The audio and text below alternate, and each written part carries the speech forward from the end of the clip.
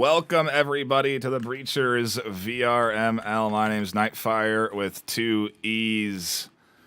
I'm joined by a variety desk here this afternoon. Filibust and Splurge joining me here. And Phil, I'll start with you. How are you feeling for Eternity versus AESIR this afternoon? A pretty big Week 5 matchup. Yeah, Stoke levels at an all-time high right now. Anytime these master teams come together, it's always so entertaining. You never know what's going to happen. I mean, both of these teams have big wins. I think AESIR has beaten Infinity. Eternity has also beaten Infinity, but Infinity's beaten the older guys who's beaten AESIR. It's just a melting pot of results up at the top. So these master tier matches, I'm always so hyped to tune in and co-cast. Splurge, how are you feeling this afternoon? You're right back into the desk after your debut yesterday. Another hype matchup we expect. How are you feeling? Oh, I'm excited for this one. This is definitely a top tier ranking matchup. So I've seen Taquito's name many of times just because it's based off of some type of food. So that's the name that I recognize. Yeah, they are two teams, again, that are bringing a substantial amount of experience into this preseason. I mean, Phil, you touched on it a little bit, but Eternity is undefeated so far this season, 4-0.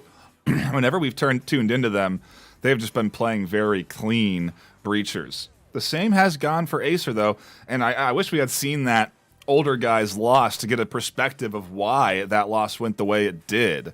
But I do anticipate that this afternoon, if the AESIR team is going to be coming in full force today, that we should be in store for a very clean, very solid back and forth. I mean, this is ranks 1 versus ranks 3 worldwide right now, and we're into Week 5, Phil. So, I mean, these ratings actually matter a little bit. I mean, we're not talking about a Week 2 standing in the ladder right now.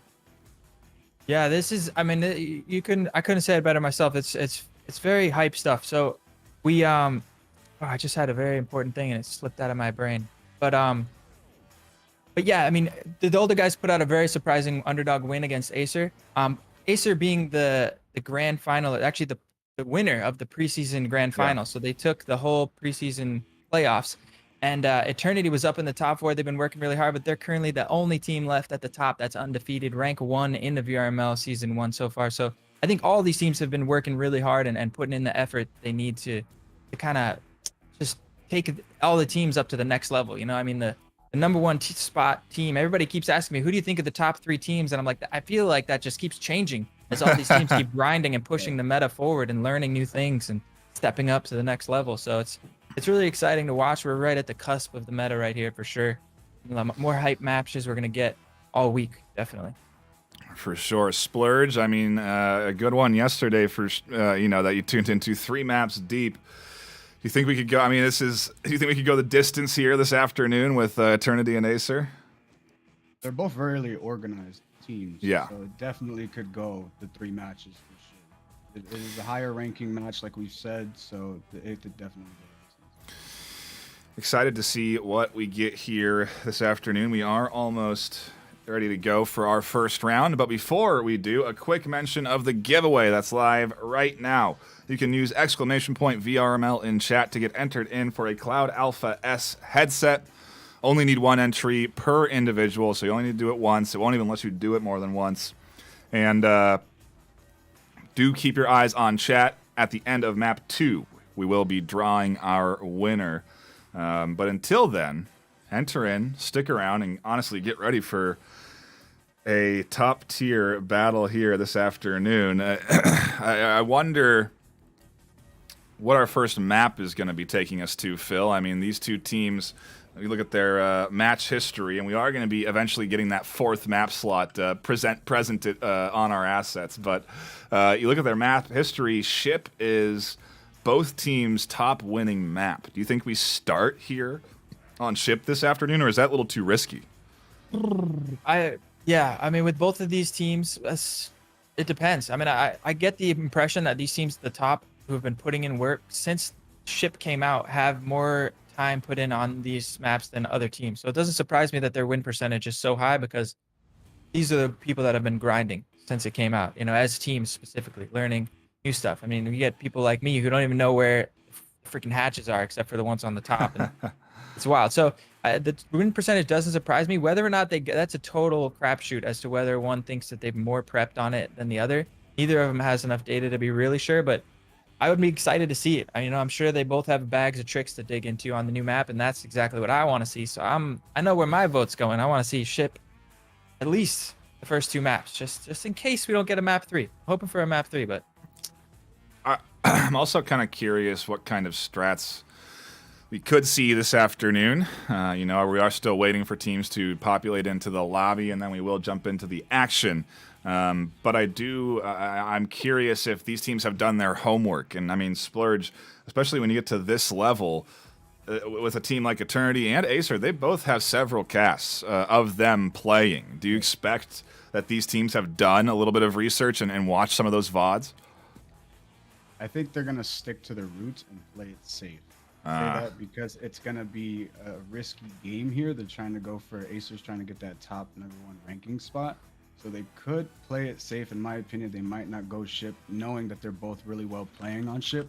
They could go with Hideout or Factory just to keep it safe and even as possible as it could be. Just like pistol rounds could be very even.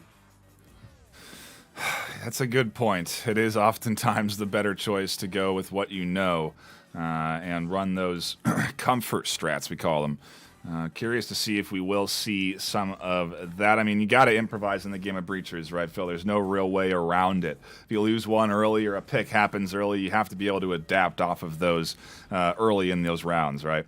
yeah, and I do think it's a balancing act. It's a really good point because it's a mistake that we see a lot of teams make. Adapting being really important, but if you got a game plan and you go in and for a round or 2 your game plan doesn't work out, we see a lot of teams over adapt and try to do things their way outside their comfort zone, and just their whole attacking idea kind of falls apart because they don't stick to their guns. Whereas these teams up at the top, like you said, they stick more to their guns, they stick to their game plan, they play it safe. Even though it hasn't been working, they keep pushing it forward, and that's better to have a game plan that you're comfortable with than to just try something outside your comfort zone in the hopes that it's some sort of perfect counter to what, because the other team is adapting as well, so it's it's a balancing act. Maybe we can start thinking about postseason. I mean, hey, it's only like 7 weeks away, but like maybe when you get into a best of 5, that's when you can start to bring something unique into a series when you don't have that level of risk. Splurge, would you agree, or do you still think safe and sound is the best way to go even in the finals?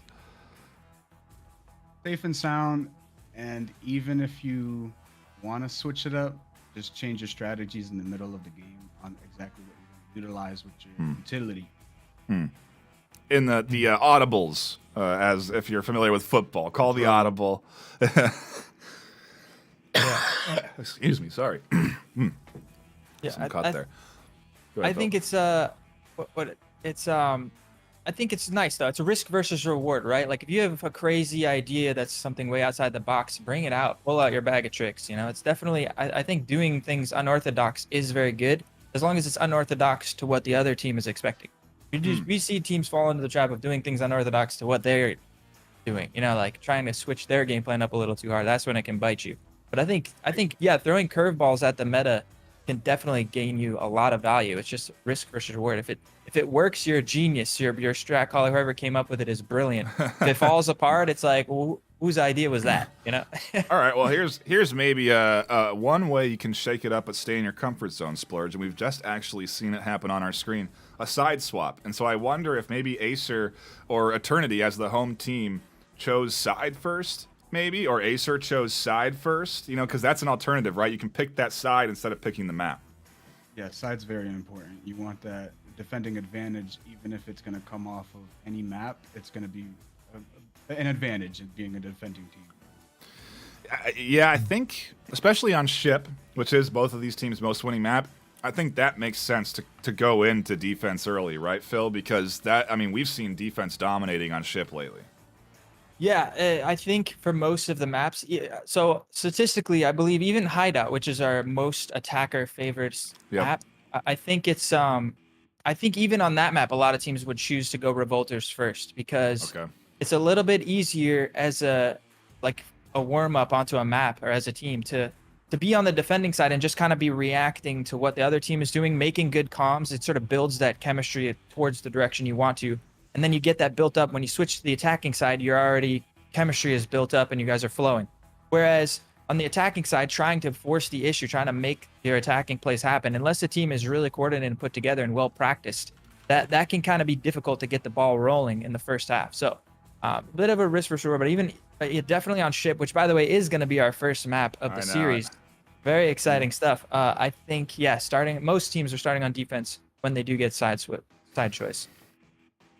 It's going to be an exciting map number 1. We should be ready to go. I think we've given the players the ready up, so we're just waiting on them to start. Phil, hopefully we've done that, and they're not waiting on us, but we should be jumping into round 1 shortly here.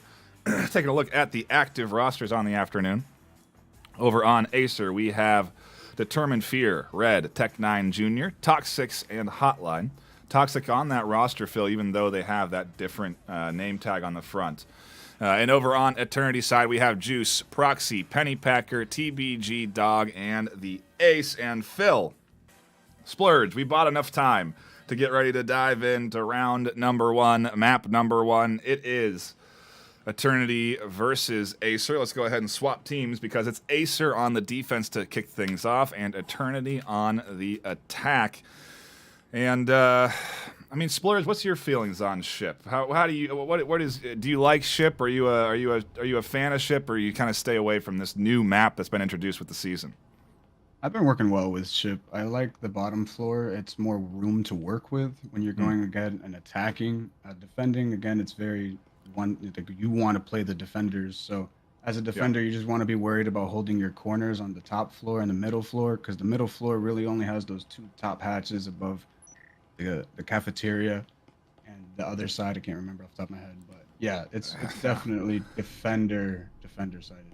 That's a good memory, dude. To have those hatch spots even in your head. I've been doing tons of spectating, and I know exactly what you're talking about, but I don't think I would have remembered those. So yeah, you definitely been doing your homework, just like Phil. Yeah. I'm sure these teams have been doing their homework, and boy, am I excited to see ship as our first map. I mean, come on, it's a new season, the start of the VRML season 1 here, and with this new map coming in, it's going to be exciting to see these top teams battling it out. What's the strategies they're going to be deploying? Are we going to see a full court press, double hatch open, 1 hatch full press? Is it going to be and everyone going to be diving into B?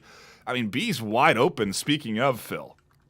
It's crazy, and they do seem to be setting up for the hatch above B. Before the action kicks off, I don't know if you noticed, there are like Halloween-themed masks on all the characters' faces. I don't know if you've gotten a view of that. That is wild. I never noticed that.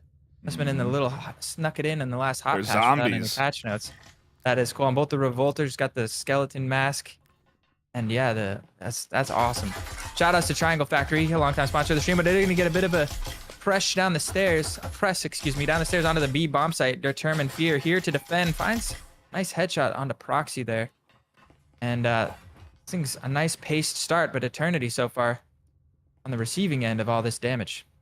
It's interesting. They've opened up the hatch on B, Phil, but they haven't decided to press in yet. They do have, I suppose, the Ace up on this hatch entry point, but they have not made their way in. So it's going to be, if anything, a full surround of this B objective. They're really going to try and collapse on this one as a team, and the nade comes in, catching just a touch of Hotline. Juice does some great damage on the Determined Fear, and the on-objective defense is low on HP. Yeah, they're finally trading some shots in, getting some damage onto that AESIR. I think the Ace being above that hatch kind of stops anyone like Determined Fear from peeking around the side of that counter and holding the front angle. It gives the attackers a little bit of breathing room while trying to make some pressure onto this B bomb site. But the rotation has come in. There's 4 members here for Team AESIR ready to defend this B bomb site. It is going to be a battle for the ages, as Juice is putting that EMP on the wall already. Ooh, Determined Fear is trying to get a nade through. Toxics catches a nice headshot down onto Proxy, and Eternity are down to 3. EMP is down. Tech9 finds Pennypacker on the backside, and we just have this trio on B site. And, they do manage to at least get... No, did they pick up the EMP? Oh, no, it's been planted, I see, up on that wall already. Yeah, the EMP is set, but they didn't get it planted all the way, but it has been set as the Ace drops in and gets a nice little 2-piece, finally traded out by Hotline. Now the counter pushes in. There's no time in a 1 versus 3. Juice has nowhere to go. Does manage to get the EMP planted, though, so that's a little bit of money on the side of his team. Eternity. So not a horrible start, but it is going to be AESIR taking the first round. Explorers, we're off to the races with our first map, and what are the? I think when we look at the community votes, it's Eternity are in the favor here by like 30 to 17 votes or something like that. But 27-17. 27-17. So I mean, this is a surprise for the connoisseurs. Right. The need was really well placed on the attacking. It took a lot of chunk of the health, so they managed to do well defending. Yeah, that was definitely the opening remark, if you will, from the AESIR or from the Eternity team. But I mean, AESIR, Phil, they're looking good here this afternoon to defend against that push effort, find the early picks. It is definitely the start to a exciting series, I think, to say the least. But I mean, attack's always it's the hardest, right? I mean, at least I think most would agree that attacking the objective on ship is much more challenging than defending it. I would agree. Yeah, I think though Eternity, like you said, they had a good idea, an attacking idea. They employed the pressure through the hatch, and the ace with a nice timely drop did pick up a nice little double kill. Those ended up being the only 2 kills in the round for them, actually, come to think of it. So really solid job to AESIR defending, like reacting. Once that hatch was blown, they rotated over properly. They held the good crossfires. They just played it flawlessly, really. I mean, if it weren't for the ace making that huge play, it was almost a flawless round from them. But yeah, getting things started into the second round, I'd like to see what other attacking ideas Eternity can bring to the table. They clearly like have done their homework. They know their stuff on this map. I think it's going to be a battle. Yeah, we are coming in here again with the number 1 ranked team in Eternity versus the number 3 ranked team in AESIR NA, not worldwide, but still within the region. That is a very solid bit of gameplay they put on in the start of this season, and we expect the solid gameplay to continue as TBG Dog opens things up, finds the first kill, a nice headshot no less, in a very risky position Red's taking up there. I mean, some of these spots are solid, but you're ultimately only peeking your head out, so you're only gonna get shot in your head if those bullets connect. Yeah, true. It's a risk versus reward thing. I mean, I think anyone would prefer to have the cover. This is actually a very winnable round for Eternity. They got the man advantage, and Hotline is the only one who bought a Vezin into this round. So if they can drop Hotline. Oh, but he picks up a nice double kill, brings it to a 3v3, make that a 2v2. Determined Fear gets aggressive and pushes out, but quickly traded by TB Jug. Now it's a 1v1. But Tech9 has picked up that Vezin, so it's the gun disadvantage for TBG Dog that could come to play. That one Vezin buy for Team AESIR could make all the difference here. And once again, we see the EMP is on the wall. Tech9 with a nice flank timing here is going to get a free kill on a TBG Dog. And that's 2-0 for AESIR. Very solid hold once again. But look at the attack from Eternity. Even on a save round, they dropped 4 bodies from AESIR. That's good stuff. I think, well, I mean, Blink and you would have missed it, Splurge. That was definitely a very fast entry into that objective. Definitely was. If it wasn't for Hotline to be able to pick up the double kill, it did leave his teammates with a little bit, just that much less of stress on them by him picking up that double kill, for sure. Yeah, you do not want to lose that rifle when you're one of 2 on your team and you're doing that full buy into that early advantage. And so, fortunate enough that Hotline survives, and ultimately that they do scoop up the rifle again at the back end of that round. That's a big save too, Phil. That's a lot of money staying in the economy for the likes of AESIR. They're off to a very good start, 2-0 here on ship. Dare I say, Phil, that we could be barreling towards a 6-6 at this rate. Yeah, I mean, it's definitely possible. They got money in the bank. If the Eternity's defending side is as solid as they've shown their attacking side is, I don't know. I still think it's on Eternity to get a couple of rounds here on the attack, and who knows? Yeah. Anything could happen. It's clearly both teams have done their homework. Yeah, I really like the way that that AESIR on the defense played tight around that one Vezin, so that as soon as it dropped, there was almost a 0 chance that Eternity was going to be able to somehow get recovery of that Vezin without wiping out the entirety of Team AESIR. So even though it did come down to a 1v1, there was no risk of that Vezin falling in the wrong hands. And once again, it looks like Eternity are setting up towards the hatches again on that top floor. I was just looking at the scoreboard stats, and Proxy has ran almost double the amount of distance that the rest of the team has. So very much the indicator that they're that roaming clearer, right? They're cleaning out the upper floors, making sure no flanks are coming in. We talked about flanks yesterday Maybe we'll get Splurge's insight into that. But right now, we're not seeing defense really extending too far out of objective, Phil. They're all staying pretty tight around A and B.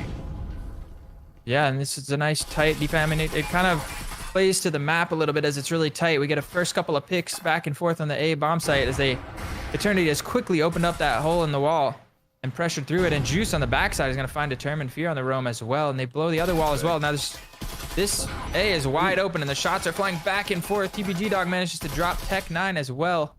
They're off to the races here. 3v1 and it's just down to Hotline.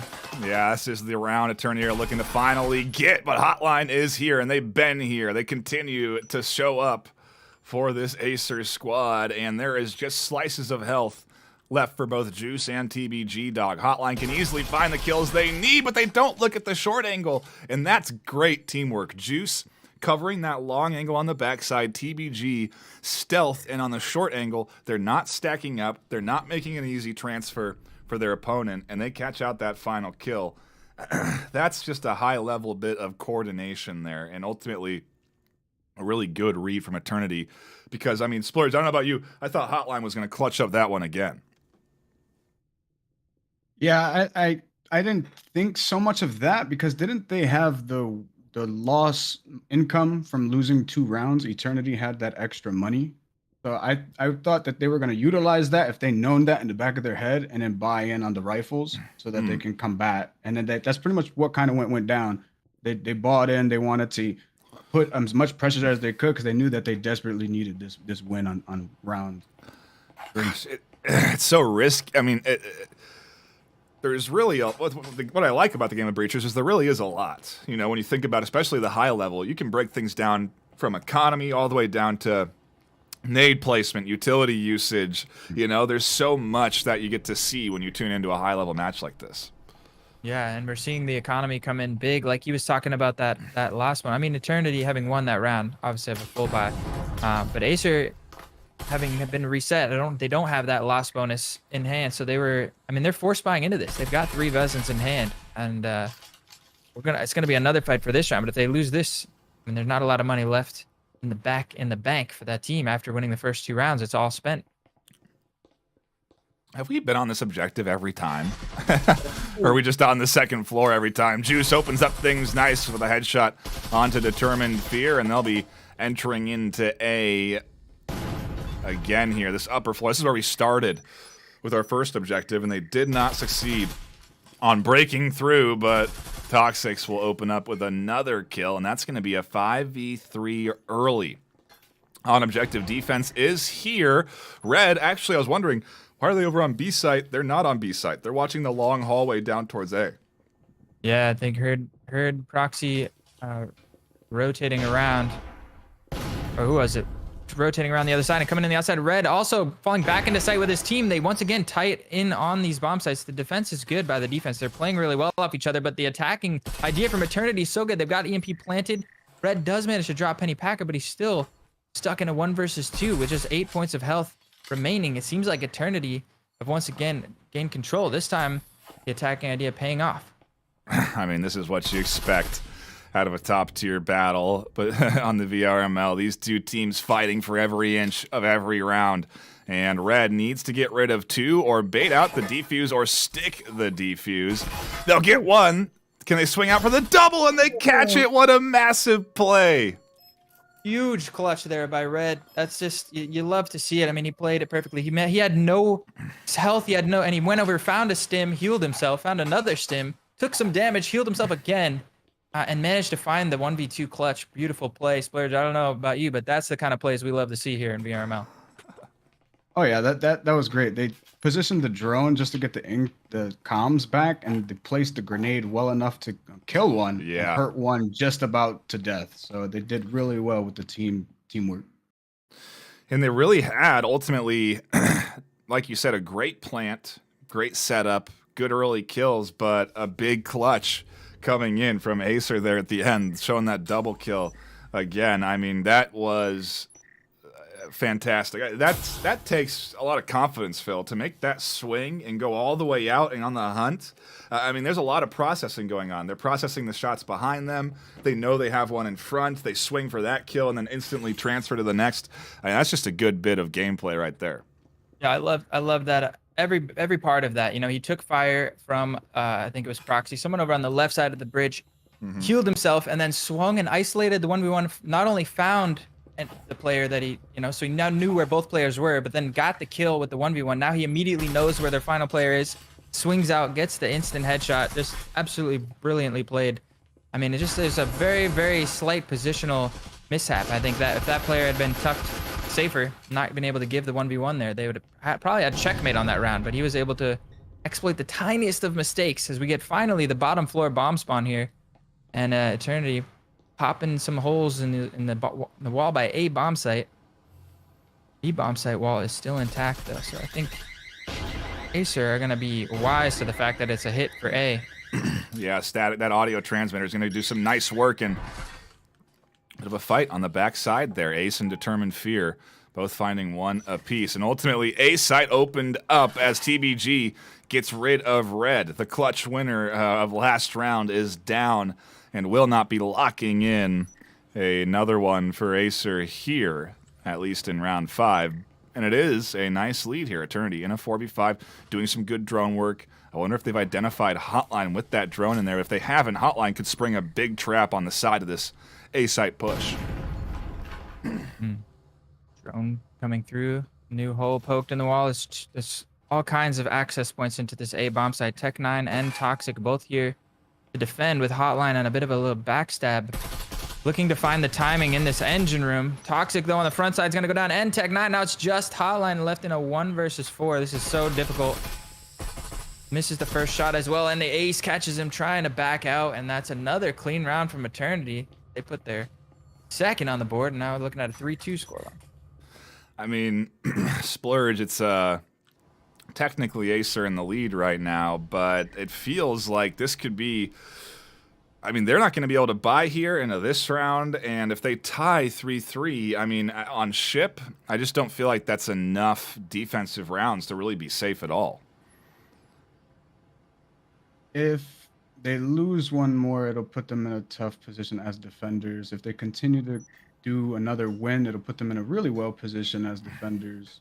Yeah. It all comes down to play exactly what they want to spend their money on. But we can definitely check out and see what the defenders are going to play for their tactical. Yeah, we are into round 6 here, so it's the last round. They got to spend everything they got, and then we'll swap sides, reset economies, and back to the even space we go. And so I think, Phil, I mean, a 3-3, that's almost a perfect, offensive opening in a lot of ways. Yeah, and I mean, with only one Vezin in the hands of red and a lot of Tauruses and Spectrals, it's looking like it might be that way. And the crazy thing is that it was up to red winning that crazy 1v2 clutch. It felt like Eternity had control of that round as well. We almost saw Eternity you're right, at the advantage right now, which is such a very, very strong showing, I feel, from them. They really know their stuff on this map, as I predicted. It was AESIR's off to a good start, and Eternity have really kind of turned it around here. I mean, let's just shout out these skins again. They are really cool. There's even some Halloween gun skins, Phil. The gun pack came out as well. I haven't seen it yet. I haven't checked out the store yet. Well, you just got to find one. I think one of these players, I think Juice has the new Halloween gun skin on their Vezin.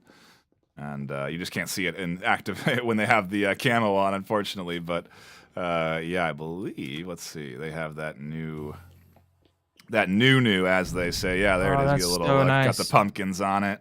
Yeah, it's a really cool design. Got the credits saved up. Now I know what I'm spending it on. I couldn't find a Vezin skin that I really liked, but...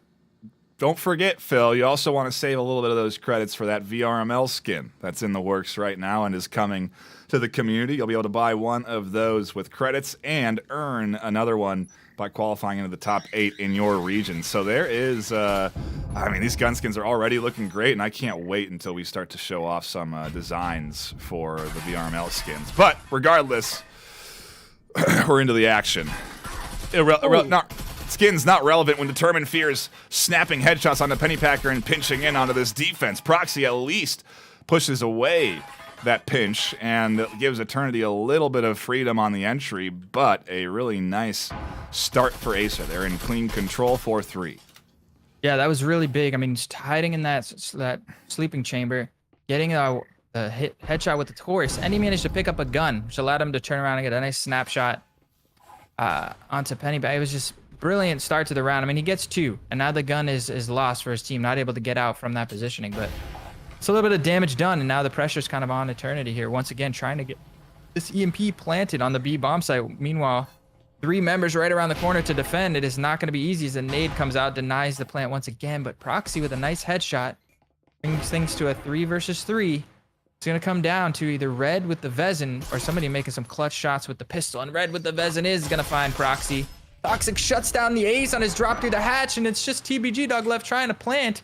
And somehow AESIR have swung that save round on its head. Crazy. And brought themselves up to a 4-2 scoreline. I don't know how they do it. Splurs, what happened there? Did Eternity just get overconfident in their push with the extra bit of utility they had? I mean, that was a great round from AESIR. Yeah, the defend was really well. They were around the objective. They all didn't stay inside one, knowing that there's been a ton of frags being used. So just the fact that they were roaming around a little bit inside of the birthing room, the ER room. That was a good attack. You know, that was a good defend and attack moment inside of that room. Right there, yeah, we're seeing a very clean set there. Ultimately, Phil, maybe a salvage. You know, 4-2 isn't impossible to win, but I even think one round from an attacking side is more than you can afford on a map like Ship.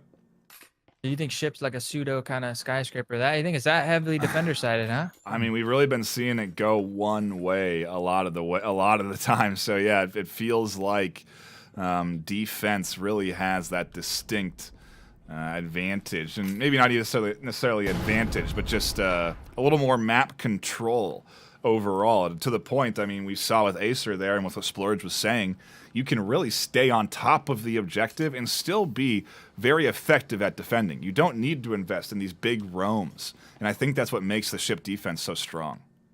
Yeah, I understand that. I do have a Proxy gonna find Determined on the initial entry, but I do have a bit of a hot take on that. I actually think once teams start to figure out this map, that it's gonna swap, and then we're gonna start to see an attacker favorite side. Once people figure out how to exactly employ, like I was talking about how the generic situations tend to favor revolters, which is why people like to start there.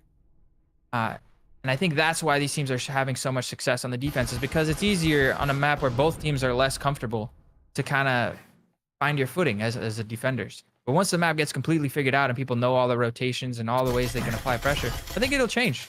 And Pennypacker's going to pick up Red here, and Eternity are looking to take this pistol round. They're off to a really good start. 2v5 now. Hotline finally picks up the first kill of the round for AESIR.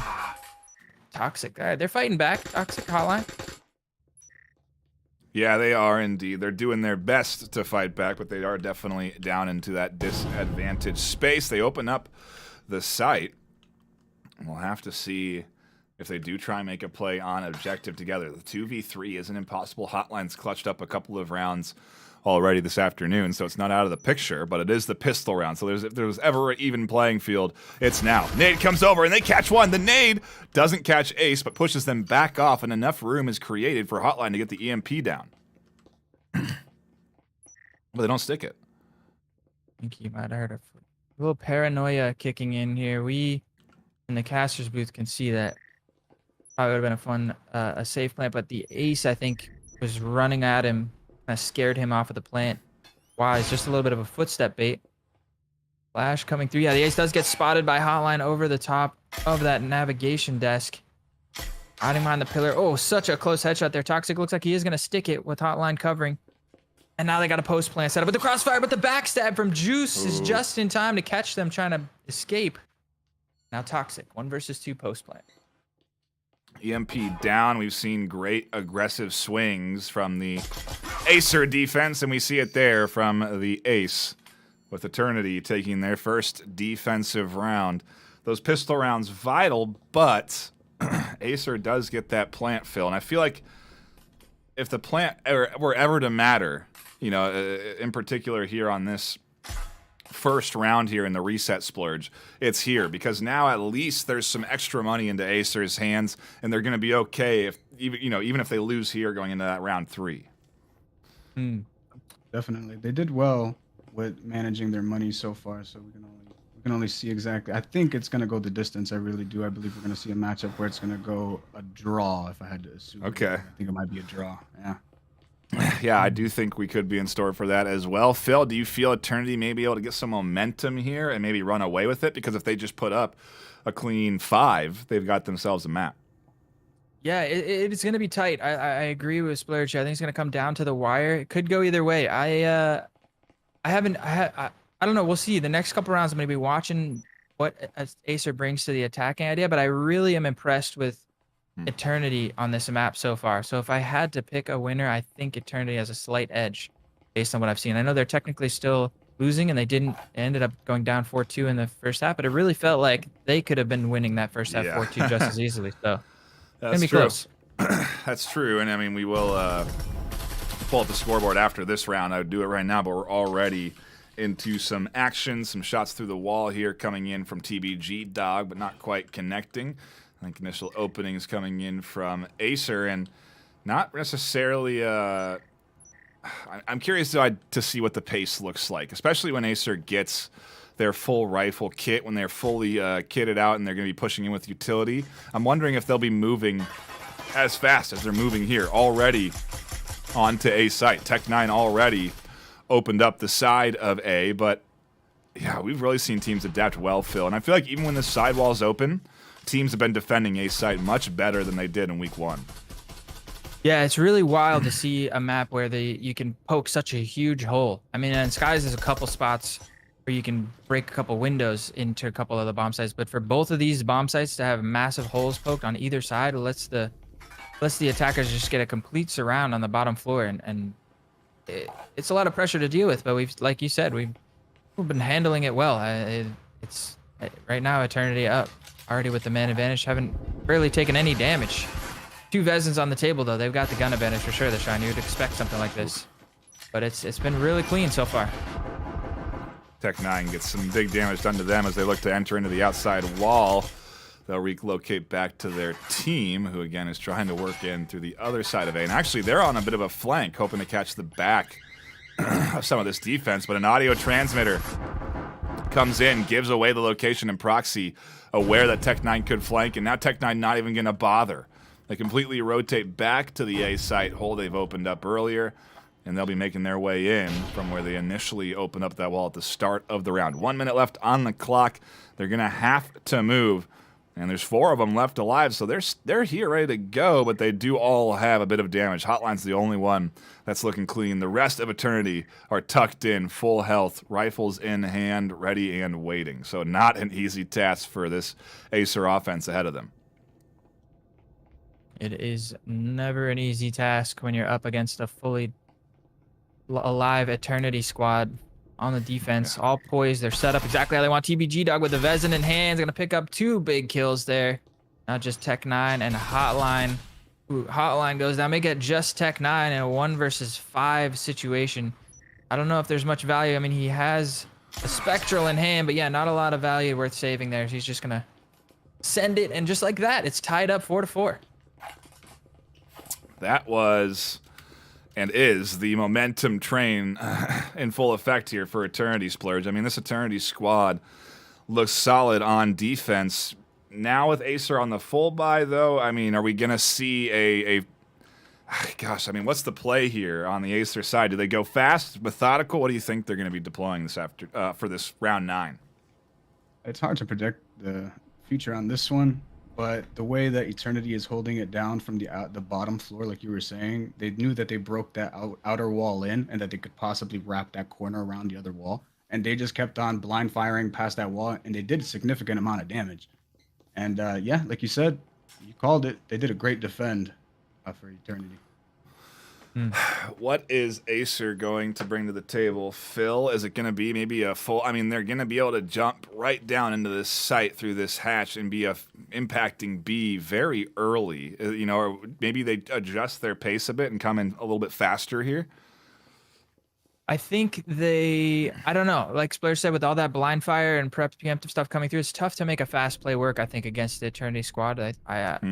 It might be, they might feel that it's their best chance. I think on the first gun round, though, they're going to play it a little more safe, try to work some picks, try to get a little bit of methodical control going before they throw everything in the kitchen sink into a high-risk play like a full rush. Hatch is open, and they're going to be looking entering in here. Determined Fear catches a wall bang on to Juice to open things up, and that's certainly a nice start. And this is seemingly like a relatively fast entry down on to this B site. They're already here, ready and waiting. No early aggression coming their way. A door blocker is denying them some ability to work through. And look at this. We see Eternity trying to capture some toes from underneath the door blocker, trying to get the angle.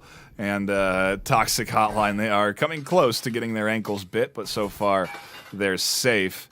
And it's a 4v4. 2 minutes left. B seems to be the play. And look at the flank from TBG Dog on the backside.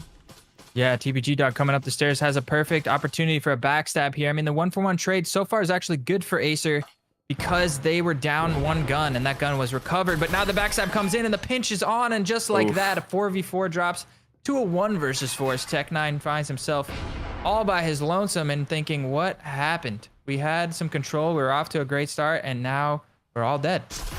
That's a great snap. Beautiful snap on a TBG Dog there, though. Maybe he's not over, you know, he's when Tech9 is still in the server, maybe he's got a chance, but it looks like he's gonna back out and try to save this one. And you know, that's tough. Throwing in the towel here, I think. Oh, wait. No, they're going to EFP. They're still here. They're still looking for a fight on objective. They've got their health syringe, so they're back to full HP. Another bit of a, what is that, utility coming back. There's the EMP. They scoop it up, and they may be trying to go for a plant in the smoke, but when there's 3 rifles dumping rounds into a smoke fill, there's no chance you're going to survive. Oh, I love the effort, though, going back in and absolutely going for it, but the Eternity, like, look at how perfectly they played that. Just don't give him any 1v1s, and then they had the pinch come in with the backstab right as he's pushing in through that smoke. 3 members shooting from 3 different angles into that smoke at the same time. Just nowhere to go if you're Tech9. Splurge, Eternity are now in the lead. Do you think AESIR can put an offensive point on the board at this stage, or is the momentum train too far gone? The momentum train it's calmed down. They're going up a uphill battle now at this point. Yeah. They have the pistols in hand, and then the enemy team Eternity is all vezened up. So they're gonna need to really play in numbers, keep it safe for them. Find that early pick, scoop up a rifle off the ground, and do something with it. That's the dream here for the AESIR offense, I imagine. And a quick shout out to everyone tuning in to chat. We got a hearty crowd stopping by for the giveaway, which is live still right now. If you want to enter in for your chance at a HyperX Cloud Alpha S, you can do so by entering code !VRML into chat.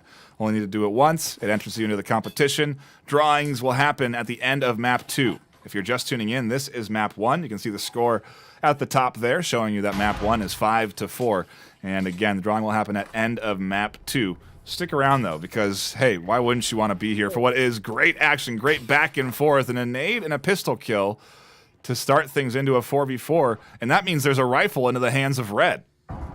Yeah, Determined Fear was able to punish the grenade throw there from TBG Dog, but was not able to escape the grenade itself. So that's just, like you said, a solid 1v1 trade, and that is a rifle over into their hands, and they have hatch control now. They're going to pop the hatch over B, and we've seen this is the similar kind of a play that Eternity played on this. So if the fact that Eternity seem to have this in their bag of tricks makes me think that they're going to be prepared to handle any kind of attacking idea. Right. A little bit of a missed incendiary grenade there from Proxy, but it's not going to be too big a deal. As they're playing a little differently. Eternity is poised a little more aggressively with some more hallway control outside of the B bomb site. So they have a little bit more space to work with and a little bit more early pressure, but with that door blocker right behind Proxy, he's able to pop a shot. I think you're going to see him back up, or actually he's going to play off a little bit off site here in the medical room, in the surgery desk. It is a threatening position for the AESIR squad to challenge, as they're getting a lot of pre-fire, and Red thankfully will deny Proxy that ability to swing, because that's what Proxy was hoping to do. And even before the wall opens up, a defensive smoke comes in. Just early denial. The smoke is actually good for AESIR because and they get another nade and another kill. They don't even need to pick up the Vezin over there. And Toxic just ran right through a trip mine twice and it didn't go off. I don't know what I just saw, but Juice finds himself alone in a 1 versus 4. I gotta clip that one. That's crazy. 4 versus 1 now. AESIR, it's worked. I mean, like I said, Eternity should have been ready for this, but that one Vezin going into the hands of Tech9 has made of Red, have made all the difference. Opened the round right up for them, and they just, with the nade coming through perfectly placed. I mean, my words, AESIR clearly also know their stuff on this map. And once again, this is going to be a tie game, 5-5, all likeliness considered. Could be anyone's game again. Yeah, Splur's definitely said it that we are headed to the 6-6 here in map number 1. And if we do, that means we'll tie map 1. And that guarantees us 3 maps this afternoon, Phil, if we do tie here to open things up. It looks like we're not going to get a push from Juice, and I think that's probably the smart choice. They're going to save that rifle and not put their economy into too tough of a position. Ultimately, I don't know they need to. I think even if they lose here, they'll still be fine, but they can't suffer 2 losses. So if they lose again, if they lose, they want to have some money in the pockets to buffer that their equipment just a touch, and so that save is nice. 2,900. Juice has a little bit of extra cash for utility. And, I mean, hey, we're getting closer, Splurge. 5-5 now. A massive comeback round for AESIR. Yeah, definitely. I like the way that AESIR is able on the attack to rotate off of knowing that they can't get past some electric fields and a door blocker. It's going to be really hard for them. So they make a distraction and they start rotating off, and it's been working out so far. Yeah, I think we're seeing some good reads, obviously, and that's kind of one thing you really gotta pay attention to if you're new to the the Breachers VRML and playing competitively. And, is that these players are really doing a lot of processing. They're collecting a lot of data and information, and even in that early investment in that nade kill, that's a play. They're going for that one aggressor to find a kill and then start that whole comeback off, right? They'll start the rifle pickups, and then suddenly you're coming out of a round where you started with a pistol with 3 rifles and a round win.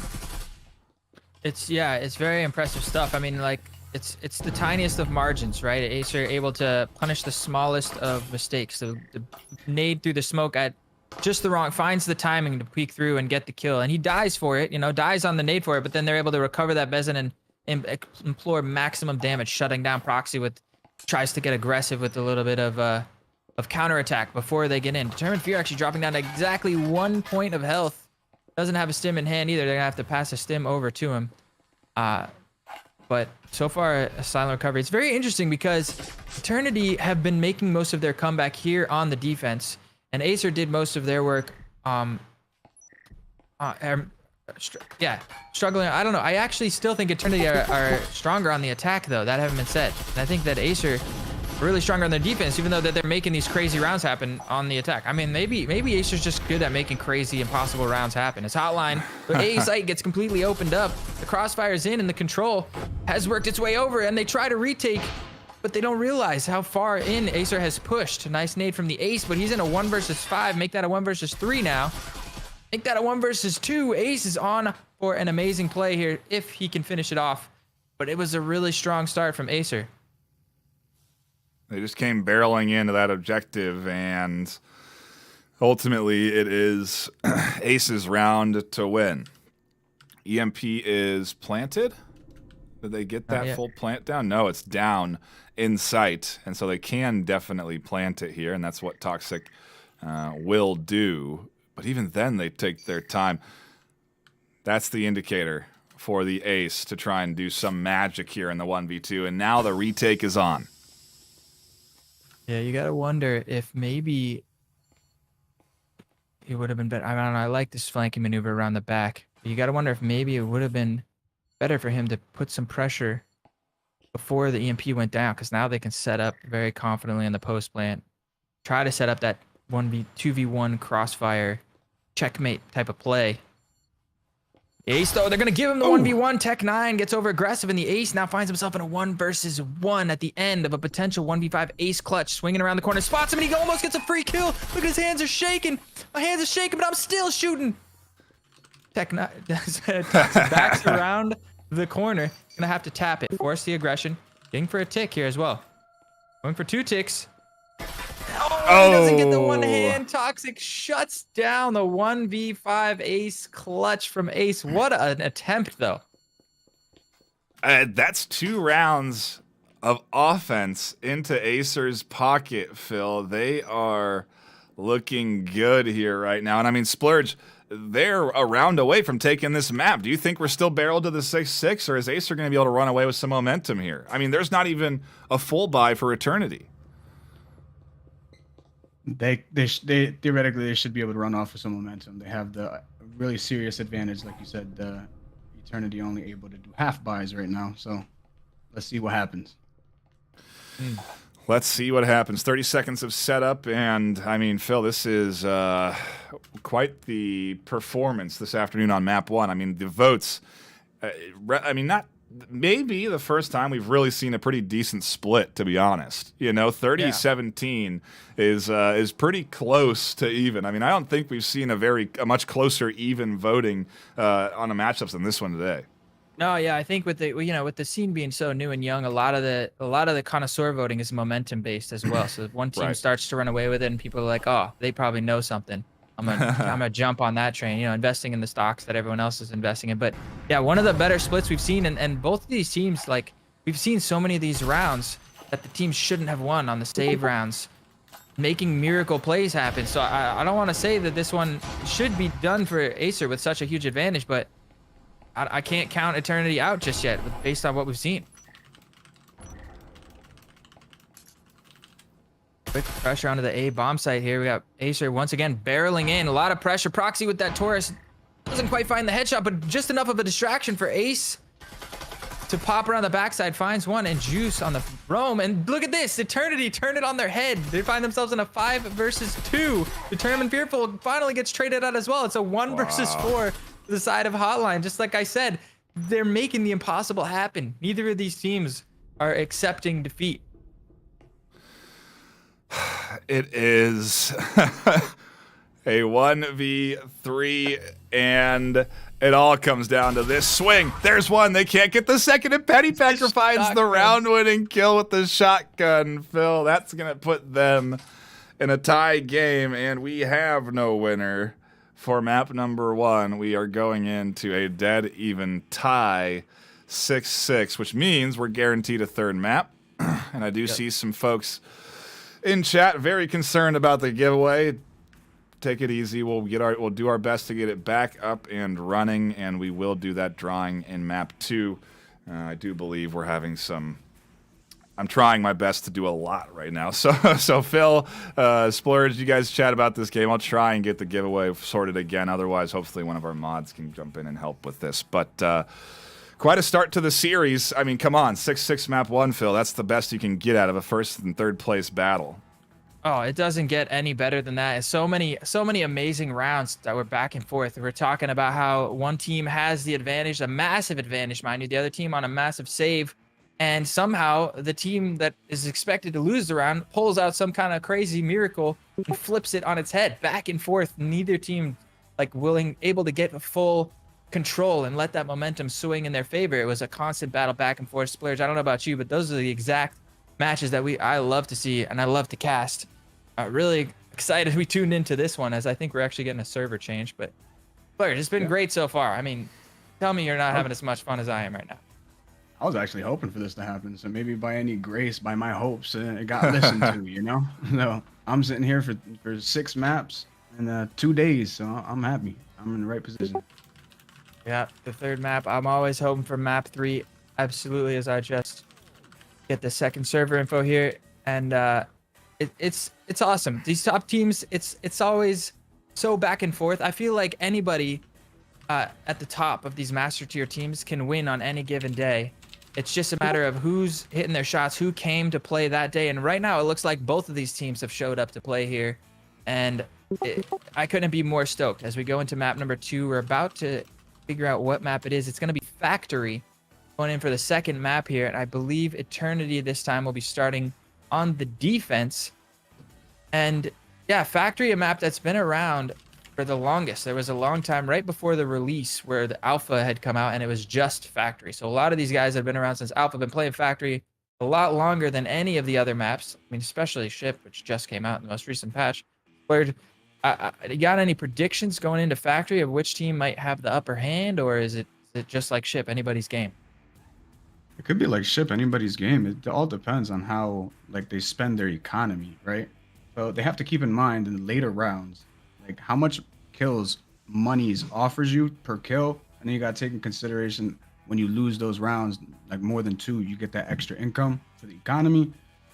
So it's all I say. It's gonna be all coming down to who manages the economy better and how can you work around the utility of the defenders. I agree more.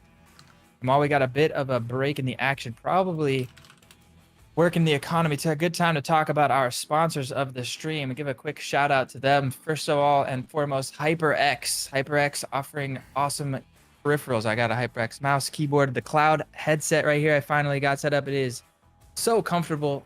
This thing is amazing. Shout outs to HyperX. Also tapping in with some hardware into our prize pool. This season, we do have an $8,600 cash and hardware prize pool that these teams are duking it out for towards the end of the season. So shout outs to HyperX. Check out some of their products. We also have a discount code, HXVRML23. That's HXVRML23 for 2023. Go ahead and use that code. Get a discount on any HyperX products you want to check out. Awesome stuff there. Also, a shout out to ProTube VR. ProTube making some of the best gun stocks in the business. I got my MagTube right here. I use this thing exclusively in all my VR games. You saw there in that clutch. Who was the one that was in that clutch? It was the Ace in the 1v5, and his adrenaline was pumping so hard you could see his hands shaking. If you struggle from shaky aim in VR, go ahead and check out. We got a discount code for ProTube as well. It is I love VRML. Pick up some of the gun stocks that they have to stabilize your aim in any VR game. I use this thing exclusively. It's fully adjustable, magnetic attachments for your controllers. Amazing stuff. Shout outs to ProTube. And then also, of course, actually, I've been missing this one. What the new chat bot? Are you still there? Helga, the esports manager. Yeah, we got the giveaway sorted again. I'm sweating over here. It's hot in my apartment, but we got the giveaway going again. And yeah, that's Helga, the esports bot manager. It's a bot that helps you organize and schedule your matches from scrims to league matches. It's a bot made by VRML players for VRML players. You can get your first month of the subscription service for free if you join the Discord. And so I would recommend you check it out. And all of our sponsors do come together, again, to get into that $8,600 in cash and hardware. And yeah, we do have things sorted now. I apologize for having to take a side there to get things working, but the giveaway is and has been running. If you already entered at the start of map 1, you're in. It didn't eliminate you. We just had a brief outage during the course of map 1, and it's back now. So do please enter in if you want to. And again, that drawing will happen at the end of map 2. It does look like we are getting ready to jump into the lobby, though, but I would love to get the... But before we do that, I gotta give a shout out to my favorite, I saved the best for last, sponsor of the stream, Triangle Factory, creators of this amazing Breachers game that we are playing here. I mean, without them, the love and support that they have shown to VRML and just the game in general, I mean, without them, the game wouldn't even exist. So shout outs to Triangle Factory and really listening to us and our feedback about how we can bring you this amazing Breachers action. So if you're having a good time, shout out to Triangle. Also chipping into the prize pool, I believe, if I'm not mistaken. And of course, most of all, the gun skin that you mentioned earlier. You did tease that we are going to have 2 versions of the skin. One that everybody will be able to access for 150 in-store credits. And then the finalist skin or have you for some of the top teams who make it to the playoffs. A little bit of a trophy skin, which is going to be so awesome to see. Shout out to Triangle Factory for supporting us long term. And chipping into the prize pool, if I'm not mistaken, right? Did they? They did as well. Yes, they did indeed. And again, just hoping I can get that server info, Phil, so I can jump in and we can actually cast the game. Oh, yes. I think we're waiting on me right now, so we'll get into that lobby here soon enough. I was doing my best to be discreet about it, bud, but hey, sometimes I got to get right up in your face. Send me I'm the so info sorry. so we can I get sent in. it. I saw you, and I sent it back to the person who sent it to me. They're probably like, I just said that to you. Why? Yeah. Yeah, my bad. I got you there. We are. There was a little bit of timeout. You're actually not. Actually, the 10th person just joined into the server Beautiful. as you joined in. So perfect timing. No harm, no Yes. foul. No, We're all here and good. ready to move on. Map number 2, like I said, is going to be Factory. Really excited. Eternity starting on the defense. Good times. What about you, Nightfire? I mean, we think it's going to be a close one. I haven't seen enough data for both these. This could go either way. I don't know if you got an edge towards either of these teams. Well, I mean, yeah, it's. I think I'm curious to see if AESIR will stay locked in after a tie. You know, I feel like if there's ever a team that's going to really kind of stand out and be that overperforming squad, it's going to be Eternity here because they are undefeated. They're trying to defend that perfect record so far in the regular season. There's a little bit more drive there potentially for them to avoid, losing these next 2 maps. But you cannot. I mean, yeah, that's a real kind of tough thing to deal with mentally, right? Is that you're going into 2. If you lose your first map, if you lose this next map, then the best you can do is tie the series. You can't even win the series anymore if you lose this map on Factory right here. So I think momentum is going to be a big factor this afternoon here, and we'll really see, can Eternity focus up, lock it in, put up a couple of good rounds, or is this just going to be a continuous, back and forth battle where we go 3-3 both sectors, both halves, and it's just a top tier match. I mean, hey, this is what happens, right? The VRML systematically matches you against opponents that are of similar, equal skill level. That's the whole idea behind the matchmaking system, behind playing 3 games and getting set in the MMR. It's how everything works, and I love to see it when it works like this, and it gives us good games like this because, man, this is, map 1 was a great opener, and I think map 2 is going to deliver big time as well. Couldn't agree more with that. And it's master tier teams are all getting so. I mean, they're all trying to push the meta forward in their own way, and it's just exciting to see it all come together in a melting pot and them have such epic back and forth, unpredictable action. As we see, look, a little bit of a different buy for Eternity. A lot of utility invested as TBG Dog. Oh, gets double headshot there through the window into the storage, but they have a lot of utility here. They're throwing nades over. They've got a double trip mine here, but Determined Fear just charging forward and finding his second of the round already. Storage control has gone over, but are they going to notice the double trip here? It doesn't look like it. Oh, he does. Static emitter also slowing things down, and like you said, tons of utility to try and deter a strong entry from AESIR, but it doesn't work out too well. A great toss from Determined Fear will catch that nade, and on the backside, a flank that comes in. Red denies it from Proxy, but they take a ton of damage, and with Red at 1 HP, Determined Fear at full, and the Ace at 75, this is a pretty dang close 1v2 that we're jumping into here to start things off, and man, this series continues to deliver. Yeah, the backstab from Proxy was so important there and well-timed, and he got 99 damage onto Red there, living with just 1 point of health, the smallest of slivers. And look at this, is all a fake. The Ace is going to get aggressive and realizes there's nobody here in the storage, so he has to realize the jig is up, that they are actually pressuring onto the A, and he's going to put himself into a position for a quick little backstab. If that hole was blown in the wall, he might... Oh, they seem aware as the flash comes through. They're reading this perfectly. Red backing up into the connector. Oh, he's going to get spotted, but just barely survives with 1 point of health. Ace had a clutch up again. The Ace get a little fancy with that reload, swapping the gun between hands. Throwing us a little style onto things. And oh yeah, they just realized that hatch is open as they swung around to potentially defuse. It is not going to be easy to get this EMP plant done with, and if anything, they just got to push for Red to get that low HP defender, but they don't know Red's at 1 HP. They don't see things through the wall like we do, and ultimately, it is AESIR taking our first round, and a little bit of juggle work. Wow, that is very cool to see. I've tried juggling some stuff in this game. I don't know about you, players, but it is not as easy as he just made it look. That was hard. Yeah, that was cool. Yeah. That did go hard. Really did. Definitely.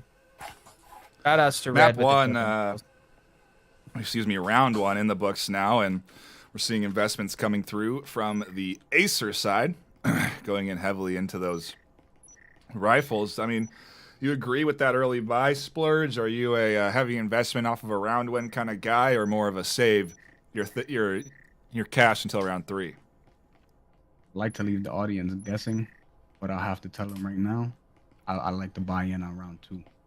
Okay. I feel Yeah, more they're confident. people are writing this down on Notepad, and when they see you in their lobby next, they're gonna know. They're gonna come at you with some sort of unique strat now. Just a little bit. Yeah, it's risky, Phil, but it really does set you up kind of in a very powerful early game position. Yeah, I think we'll eventually learn that. Oh man, Determined Fear quickly dropping in with that Pheasant double headshot from Proxy, but thanks to that last Jesper nerf, survives once again with, I think it was 4 points of health or something like that. Very, very close, but so far AESIR are looking to keep the momentum going. Yeah, I think that these top teams are showing us that it is. Oh, what a nade hotline from the hatch into the connector. He's gonna catch the ace. This is a really clean start from AESIR, and they're showing this is they're off to the races here, looking to take their second round. An interesting swap here. They toss the rifle to Hotline and say, "You're looking good. Get this thing in your hands and find a double kill on the backside of objective." They do just that, and they'll pick up the final kill. What a toss. What a play to throw the rifle to your lead attacker and ultimately Hotline to connect like they did. I mean, that is a big opening for AESIR here, and I mean, we got to take a look at the scoreboard after the start of this one. 4 kills into the pocket of Determined Fear there, 4 into Hotline. Some standout shooters, Splurge. That's no easy task when the pressure's on. Now this went really well. I didn't have really much of input, but it just at the end there, it was because of the hatch grenade pretty much is what made the difference. And Yeah. like you said, he tossed him that weapon and said, "Hey, yo, go get them kills." So it played off. Like they're the momentum that they're gonna carry right now. It could have Eternity scared, thinking that it might not go into a draw. So I could think that they're gonna carry over this momentum and they're just gonna keep on it and keep on it and keep on it.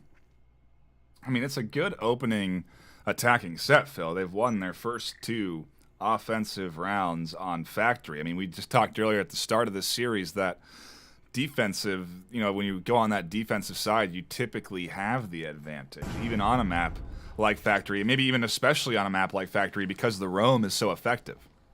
Yeah, I definitely agree, but it's just this offense from AESIR. I mean, their chemistry is in. They are rolling well as a team. It allows them to put attacking side, and it really plays to their strengths. What I've noticed a difference in AESIR's attack versus a team like Eternity or Infinity's is they're very punchy. Like they find a small hole and they will punch through it quickly and apply very fast pressure. Whereas a team like Eternity or like Infinity like to slowly and methodically kind of grapple the defense down and take it piece by piece and slowly put the puzzle together. And not make any big risk plays, but Pennypacker with the shotgun is gonna find one, but the drop and the Toxic just swinging around the corner, spraying, finds 2. But the spam through the wall actually stuffs the healing syringe. He heals and then immediately gets tagged, so he's stuck on 6 HP until that stim returns. But a 4 versus 3, make that a 4 versus 2. This Red picks up a kill onto Juice on the B bomb site. And it looks like they're playing for B, and both of the defenders are here. It's gonna have to be a big play. The flash doesn't quite find its mark. DBG quickly traded, and Hotline is going to shut things down. What an amazing start here from Team AESIR. They're up 3-0. Everything's flowing. I love the game of Breachers because you really can have these standout players and shooters. And I mean, Splur's Hotline is just stepping up here this afternoon. They are hot. They are finding a lot of key kills. Double kills. They're picking up a lot of those kills to really carry the momentum, and I think this could carry over to AESIR winning this map. Factory, for sure. Yeah, this opening set here definitely has put them into a very good position, but we did see a ship get completely reversed and ultimately go 3-3. So is that still in the cards? I mean, Eternity, they've spent in on some tactical, which I thought was going to delay AESIR's push, but it didn't, right? So they got, they could say they worked around it. They could say they got lucky, but either way, they managed to work around the equipment, the utility that the Eternity has placed. It's man, it is going good for the AESIR squad regardless, though. And yeah, they just need to do something at this point, something to throw off this AESIR offense. Is it gonna be, the right utility placement? And I mean, especially now, Phil, their economy's in shambles. They're buying in round 4 to omens and a shotgun. Yeah, this is so tough. I mean, it's very likely. I mean, we've seen them pull off crazy rounds like this on ship, but on a map like this where both these teams have been playing it for so long, and it's very difficult to kind of dig into a bag of tricks that the other team hasn't seen. I mean, most of these tricks have been used before, but it's tricky. I mean, Pennypacker with the shotgun, they got a couple of omens. They did a bit of a light buy here. It's a nice thing about this loss bonus is you can kind of, on the save rounds, you can kind of invest a little bit more without breaking the economy on the next round. But we'll see if they can get something going. Pennypacker actually does manage to find red. That's a bit of a big opening kill there, but quickly traded down. 4 versus 4 trades, I think, are good for AESIR right here. As long as they don't give up any of those guns. And they were a moment there worried about Eternity flying out and getting aggressive through the windows, but that doesn't happen, and they refocus on their push towards B site. They may want to be concerned about their flank, though. Pennypacker will catch with a trip mine. Man, those trip mines have been impactful this afternoon. And they also have Proxy on the flank, and so this is not a safe entry for AESIR, and they may be even recognizing that, are thinking about rotating off and approaching down from the stairs instead. Yeah, I mean, we can see on the caster's desk here, I think that trades still good for AESIR as long as they don't lose any of those guns. But AESIR is actually backing up and rotating around. Now, if Proxy decides to push in, he could very easily discover that there's 2 rifles down. Oh, wait a minute. Did they take? I might be wrong. They did. They took the rifles and they threw them in. I just watched them throw them into the corner. Wow, that is so smart heads up play there from AESIR. I love to see that. So yeah, they're playing it really well. I actually really do like that rotation. Looks like they're staying calm, cool, and collected. The trade, they're just 3v3 now with the gun advantage. Very, very smart play. And yeah, now it's Eternity who's just here kind of sweating. 45 seconds left. They know that the move is going to be coming soon, but it's going to be difficult for them to stop it. A little bit of spam damage. But Hotline is going to be the one coming out on top. He doesn't realize Proxy's worked his way in. But Hotline once again stepping up and shutting it down, and now it's up to Juice. Omen in hand. He's going to have to pull off a pretty sick 1v2. He has the read. Tech 9 catches the final kill, and this is AESIR in a 4-0 on map 2, completely shifting the scoreline and the momentum into their favor. I mean, do you think, Splurge, that when Eternity get their attacking set, they're going to look this good? They're going to be winning this many offensive rounds here? Or is this really just AESIR coming in strong? They could get mad. Yeah, they could just want a bit harder. You know what I'm saying? So that could happen there. And then what happened was they did half buy a lot. And then maybe they had a good tactical placement. I usually try not to half buy because it's going to waste my money. But the tactical placement did work out in their favor, but it just still wasn't enough. It's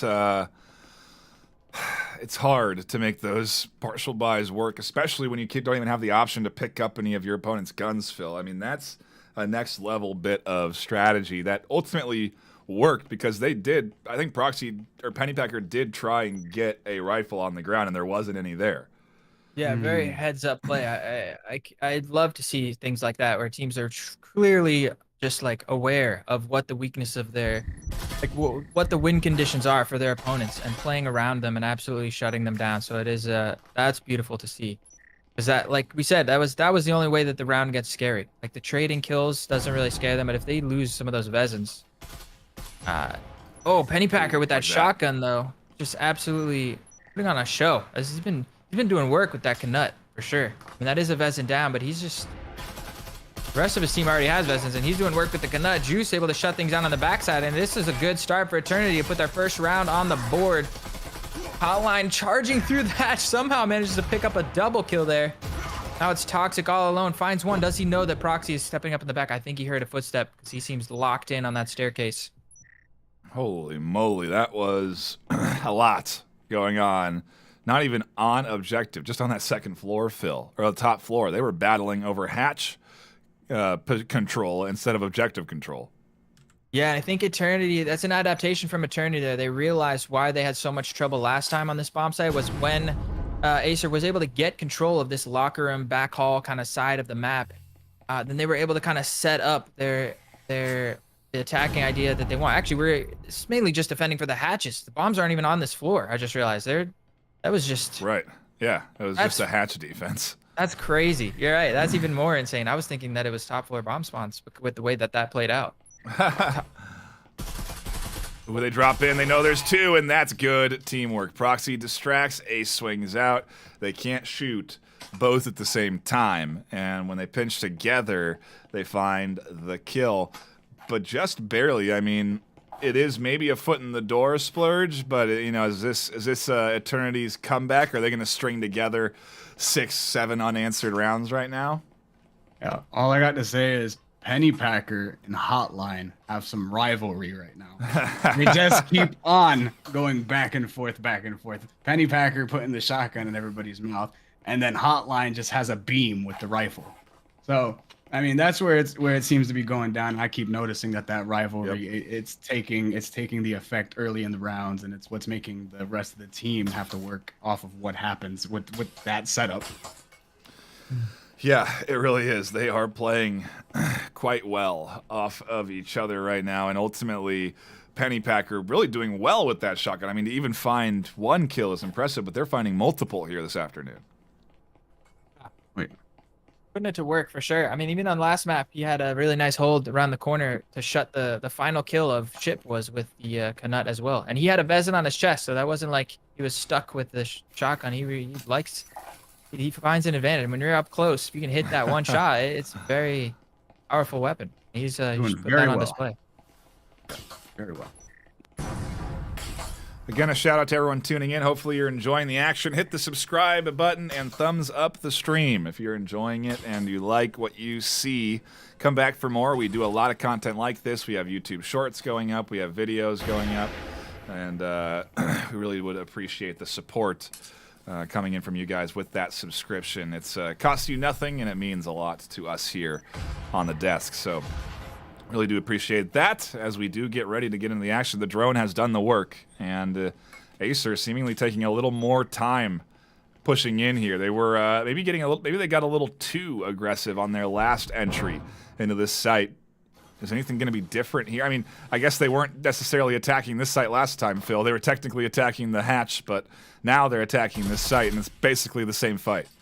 Yeah, I think now they're expecting a lot more resistance here as the flashbang comes through. They're going to invest a little more utility here to take this, but Pennypacker with the shotgun again, but the crossfire is set up a little bit more controlled this time, and the trades are going in AESIR's favor. Eternity not quite able to hold without that surprise factor of like, surprise, we're actually up here. A much better attacking. So AESIR really strutting their stuff here on Factory to start things off dominant. I mean, it's looking very likely we might see a 5-1 scoreline unless TBG Dog and Proxy can clutch up right now. 2v3 is not impossible. EMP's not down. They still have relatively good control of walls around their site. And I think AESIR are out of nade utilities. Oh, they do have a smoke. Tech9's holding on to that smoke for the EMP plant. But it's interesting to see AESIR just slow things up a touch here, just in order to get them a little bit more control of the environment. And ultimately, it really does seem to have put them in a much better, comfortable position than they were last round when they made their entry here. Although, yeah, again, it's the comeback. TBG goes down. Red nearly gets picked apart. Tech9 will catch a key kill on A site. And now TBG Dog has to defend a 2v1. That's so tragic. Proxy, I don't know if you caught that on the cam, but he had the backstab timing so close. That could have gone either way. And now TBG Dog in a 1 versus 2, and they're again playing the 1v2 just like Eternity did last round. The 1v2 played so well with the crossfire. AESIR showing we could do the same thing. You can't kill both of us at the same time. We're going to double swing you. Bait and switch. Very, very powerful stuff to see at the top level. Going into our side swap, it is 5-1. AESIR putting on a very, very strong attacking side here on Factory. Love to see it. 2 defensive rounds separate them from a win, Splurge. Do you think that we're going to see AESIR put together a map 2 win right now, or is it going to go the distance? I think it's gonna go. I think they're gonna no. Right now, they're gonna win this map, and then we're gonna. Yeah, it's hard to tell. It is hard to tell, but right now the HF side is killing it. So Yeah, you yeah, gotta they give it. are. You got to give the hats off to the hotline standout shooting in particular. We're looking at the scoreboard right now, 12-3. I mean, double digits is no easy task, even in a regular Rank. non-league match. Yeah. Yep. Sure, and he hasn't even gotten a kill in the last few rounds. I mean, he was up to 12 rounds in the first 4 rounds. It was pretty impressive. Really strong start, really leading the charge. The tip of the spear for the AESIR attacking squad. But back on the pistol round, a little bit of a reset here, and Eternity can take that reset and reset mentally as well and find a little bit of a footing. Maybe we could see a little bit of a comeback start here. But it all starts with the pistol round. It all starts with the pistol round, getting your economy right and set and comfortable, and then being able to be aggressive into that next round. I mean, they could really get a 1-2 punch here lined up. This is a big pistol round for them. They're going in at least pretty synced up, and ultimately, what a difference in defense and preference. This AESIR team has taken up no utility. We're not seeing any static emitters, trip mines, or nades coming in right now. Yeah, the preferring. There was a unique thing. You don't usually see teams on pistol use that much utility. Oh, the nade almost finds Tech9, but not quite. It's going to force him to back up. But Eternity was investing very heavily into utility on their pistol round. TBG Dog picks up Tech9, trying to get out of there. And the charge comes through, but the trip mines we were just talking about, there wasn't quite as many. But that trip mine came in huge, and Eternity do manage to take the pistol. Maybe the start of something here. EMP plant on the wall for extra cash to the whole team. A round win in their pocket. They're going to be coming in here with maybe even like 4 rifles.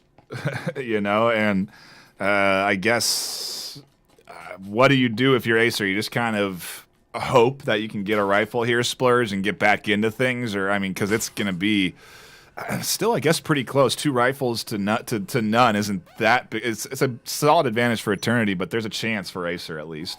What do you think? That was a good opening round for Eternity. Yeah, their best bet is to try and find that rifle. And then, if anything, they're going to want to just continue to do, like, more tacticals, if any. Like, next round, that's what they're going to want to plan in the back of their minds. They're going to want to use as much ability as possible just to delay this push of Eternity. Eternity, the way they're making defending look, they're making it look like it's more on the attacking side in favor for Factory right now. So they very much could side flip from what I was thinking before. It was going to be a clean sweep, but now the way it's looking, it might be coming back for the Eternity side. Let's wait and see. Another 6-6 on the menu. Very well could be. I mean, Phil, we've had the pleasure of casting a game that's gone all 27 rounds or whatever, the 36 rounds 36, in 3 maps. Maybe that's where we're headed here this afternoon. A little too early to tell, obviously, and a big round here for Eternity as that nade doesn't quite go where they were hoping towards, and Proxy gets some very good damage down on the Tech9, but they'll get 1-2 tapped by Red over the top, and we're right back into having AESIR in control. Yeah, I think they're playing the meta buy of 2 Vestons is smart. Obviously, it's what generically is the best move. Tech9 also really low around the corners. This fight once again going in for the locker room. Yeah, I got stuff to say about the economy, but this fight keeps going back and forth. I think we got a little bit of. I think this was to be the best round for them to risk it for the biscuit and buy more than 2 Vestons here, because if you lose, they're on map point. You know, like this is where you start throwing everything in the kitchen sink at them, try to run away with it as hard as you can. But they're doing well. They're doing well. It's 4v4, but Tech9 and Red both low. No stims on the side of AESIR, so they're not going to be able to heal back up. Back hall control is set. They're set up nicely to kind of overwhelm this A bomb site if that's what they choose to do. But they're going to have to worry about the quick backstab from Tech9 and Red once they do so. So we'll see. I mean, AESIR has been able to pull crazy rounds off before. The attack is going to come in. The EMP is getting planted. The quick rush from Determined is going to shut it down. And he's able to pick up a nade, but trade it out. Pennypacker, a huge double kill, and it's 3v2. I mean, AESIR are still trading well. If this backstab comes in quick enough, which I don't think it does. Unfortunately, EMP does get planted. And I think Eternity have stabilized. Oh, but Red. Just a touch. There's the double rifle over the top. Eternity has stabilized. They'll be coming out of this round win with 2 rifles in their hands that they invested into. You can't really ask for a whole lot more. On the other side, though, AESIR finding a couple of kills puts them in a position here where they can at least almost full buy into their kit. I mean, Eternity's looking good right now, Splurs. Do you think they're going to be able to continue this momentum into this full buy round? Most definitely. I have no doubt in their capability right now with them winning the last round with 2 Vezins, and this one now they're going to have more. It very well can keep on leading to stacking on the round. Yeah, that's true. It's definitely that snowball element in effect this afternoon. These 2 teams running away with the momentum when they get it. And I think we can expect more of that from Eternity. In the hands of AESIR, I suppose, what's the solution? Because now we go to a pretty tough-to-defend objective. I feel like we've seen this maybe go more into the hands of offense than defense. Right. Yeah, right now, I'm sorry, my bad. Right now, we're seeing them tossing grenades as defending side. So that's what they're looking to do on the AESIR defending. They have bought in on 2 grenades, so their plan is once they breach in, they're just going to try and. But if that fails, then what's left in their plan B? Yep. Yeah, it's your economy's in bad shape. That's where it's at. But Phil, go ahead. Sorry. That's okay. I think that what we're, especially once teams are starting to get really good at popping that nade through the hatch into the connector, it makes it really difficult to play that spot safely without worrying about a nade dropping at your feet, and that makes defending the A bomb site so much harder. So it makes teams kind of force their focus, and not to mention AESIR on this round don't have a lot of util, right? They're able to get pretty much a full buy, not even full buy. They only have 3 rifles. Yeah. But that means they don't have all the static field emitters, door blockers set up that we normally see over here towards this A bomb site. It's going to be they're just counting on winning those gunfights.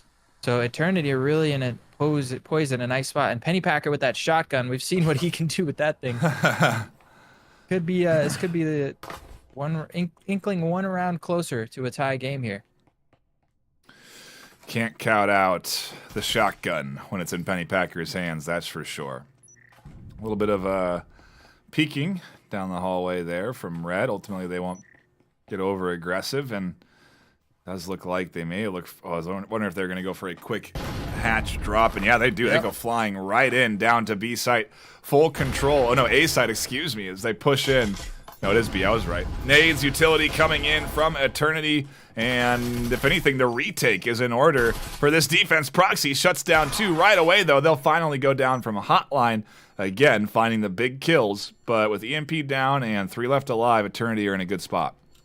Yeah, and also, I mean, one nice back into this round, though, they dropped 2 of the Vezin users from AESIR, but they've backed up into their post plant in a position where some of those guns could be recovered. You know, there's a potential for Tech9. Yeah, Hotline finds himself a gun, and Tech9 without, oh my goodness, with the backstab, without even picking up a gun. Now it's just Packer. He's stuck in the corner. They know right where he is. He's going to get brushed down, and somehow AESIR have once again just turned that round on their head. Eternity had firm control of that. I didn't even see the backstab coming in from Tech9. That was an incredible flip of the table. Yeah, that's how you get things back into your team's control. And Splurge, to lose all of that investment from Eternity, they're going to be in, I mean, well, I guess they could full buy here, but, I mean, the economies are almost even now with how big of that round was for AESIR, and it's now map point. Yeah, that was a big double kill from the Spectral user there, for sure. It all went down really fast. It just could carry over the momentum for AESIR, exactly what they needed to finish out this second map. It is... I mean, even still, though, look at this, Phil. Like, they still can't full buy. We're still seeing only 4 rifles getting picked up on the AESIR side. So, I don't know. Eternity do still have somewhat... oh, nope, there's the full buy. I stand corrected. So, no, that rifle advantage gone. But frankly, do they even need it? Because, I mean, hey, they just got a double kill with the Spectral on 2 rifle users defending the objective. Yeah, I mean, they're showing they're really competent here on Factory. They know their stuff. They had a really good attacking side. I mean, I think most of the damage was done in the first half, and it's just, you know, and a round like that really just kind of makes it so difficult if you're Eternity to stay grinding for the comeback. But there's 3 rounds left, you know what I mean? They just got to keep their head on and just get to work, you know what I mean? This is what they get paid the big bucks for, you know? BG Dog finds a nice opening pick there, and it's 3 rounds to glory. I mean, the tying of this map still is not completely out of the question. That's definitely what Eternity is going to be hunting for. They pop a hole onto the A bomb site, and yeah, 5v4 Acer now to defend. They do have Red roaming upstairs, but he's pretty far away. I don't know if he's gonna have to put his Nikes on and make a move if he's gonna play a part in this round. A site seems to definitely be the play, and maybe Red will actually find a kill up top, and they do. The rotation out of that main lobby from the Ace to get hatch control puts them into a position where Red finds a kill, and now it's completely backed off a lot of the Eternity offense. They're worried about that potential flank as they were getting ready to set up on A site. When they return, Toxic is here to catch a kill. Red scoops up another one. Eternity are down to 2 in a 2v3. Yeah, beautiful hold here from Acer. I love the crossfire on the A bomb site. Just 2 members strong versus the 4 attacking members of Eternity, and they are just doing work, bringing it from a 4v3 to a 2v3. Juice and TBG Dog with a lot of work to do. Pop another hole onto the A bomb site, maybe rotating around. Juice with that EMP in hand, perhaps considering turning this whole A push into just a pump fake. I think A is their best bet, considering their positioning right now. They have that window outreach here. They can defend from that. I wonder if they even have the hatch open, because that would be definitely a nice addition if they did.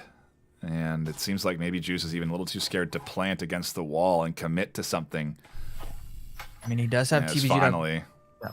Oh, watching through the window, I was going to say, but gets taken out through the connector. What a nice 180 snap, and another 180 snap. Huge play here from Juice. He's gonna tap the plant again, try to force out the aggression from Red, but here in the shots, Red's gonna realize, I just thought of something. Wait till after. This is an epic 1v1. Eternity need this to stay alive. It's a map point for Acer. Juice in the middle of an epic 1v3 clutch. He's gonna finish it with the headshot. Beautiful, beautiful play from Juice. Chef's kiss. Come on, there is no easy round at the end of the day, and even in a 1v3 splurge, you can't count these players out. What a huge comeback. That double kill was crazy. The 180 spin to catch Tech 9 was beautiful. Yeah, you kept thinking it was gonna end, and then it kept on going. And it kept on going. And they're making a coordinated breach from one side and then the other. And then once they did that, they got shut down. And then the clutch, I thought he was too afraid to plant. I thought he was gonna have shaky hands. He must have that gun stock. Exactly. Which you can get your own discount on if you use code ILOVEVRML at checkout. Get yourself a ProTube right now at ProTube VR. And yeah, I mean, hey, whatever you need to get the job done, right? And ultimately, it's man, what a gosh, that's hard to acquire your targets like that, Phil, especially in VR, to be snapping around like that and picking up those headshots, no less. That's a very impressive play. Oh, the double 180. Like, you talked about the 180 snap onto Tech 9, which was so good, and then he 180 snapped again onto, who was it, Red, I think, in the connector. Just double 180. That's as close as you can get to a 360 no scope, I think, in this game. Yeah, it really is. Here we go once again, playing for the hatches on the top floor. Acer not putting in the crazy amount of top floor aggression that we saw Eternity do in the last half, which caught even me off guard. The full hatch control over to Eternity, but Red's going to pick up the ace. Nice opening pick for Acer, and it's 4v5 now. And again, Eternity backs against the wall. They have to make both these last 2 rounds happen in order to tie the series, bring us the full distance. I mean, we are getting a map 3 regardless of what happens here, but they really want to tie this map up. You hate to go down the map 3 decider with the best you can do as a tie. Shout out to everyone tuning in, hanging out in chat. I see a bunch of you. We'll get you more personalized shout out when the action isn't on the cusp of breaking out here. As a site plant setup is ready to go. They've got the hatch with breaching foam. They've got the wall with breaching foam. They'll be opening up this A site a little bit more. Actually, they already have the hatch open, and so they're ready to go. Yeah, they're dropping utility down through that to the team. And Tech 9, interesting. Phil, I don't know about you. I'm surprised to see players still even in this server room. I think actually maybe Tech 9's position is the best because they can drop out that door if you don't fully commit. But being in this server room is so dangerous lately. Yeah, because there's not a lot of good choices, right? Is Proxy going to find a pick through that hole in the wall? You either are staring out the door. Oh, nice counter nade. Going to deny the plant for a second and allow the team a little bit of time to rotate. Red also pushing on the upstairs. He is going to find one. Swings for a second. Doesn't realize Juice is up there. We find Eternity in a 3v2 in a good position to extend this to another round, but Hotline and Tech 9 are both looking to deny this plant. TBG Dog through the smoke, finds Hotline. That's a big pick. Don't realize Tech 9's in the same spot. Brings it to a 1v2, but TBG Dog through the smoke again. Beautiful round from Eternity, and they take us to the final round. What I was saying, if you have to either be staring out the connector, watching the nade to come in to where you can run, in which case if someone swings, they can pre-fire you and catch you in the head, or you're tucked in and then you don't see the nade until the last second and you just explode unexpectedly. So it's a tough spot to play, but it's a powerful position. So that's why you see players still trying to make it work. Not to mention, it's not the easiest nade to throw either. Oh my goodness, what a series. We're going to go, I mean, Splurge, this is 6-6 in the making if I've ever seen it. Look at AESIR's economy right now. Yeah, AESIR economy is not looking good. Eternity wants to make that comeback. What had happened was that smoke, it was placed in a good position, but they were managing to find the picks, and like it was huge, like you said. Big pick to find, because if they didn't, then who knows where it would have gone at that point. Like, it just keeps going back and forth, so. Oof. I mean, hey, I'm not counting a shotgun outright just yet, okay? We've seen the shotty work great so far today, Splurge. I mean, heck, maybe we're going to see a resurgence in the meta after this game. Everybody tucking in corners with shotguns. Prepare for it at home. Prepare for it in your public matches. Be ready for it now. You did not sound excited about that meta. We're pampered in the corners with the shotguns. I know how you feel. It's scary. Yeah.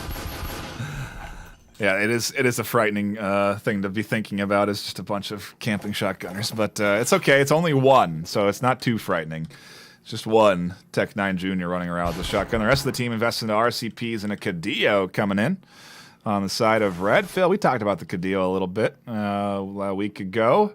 Yeah, maybe. I mean, is this going to be the game that we see it actually lock in a big round for AESIR? Who knows?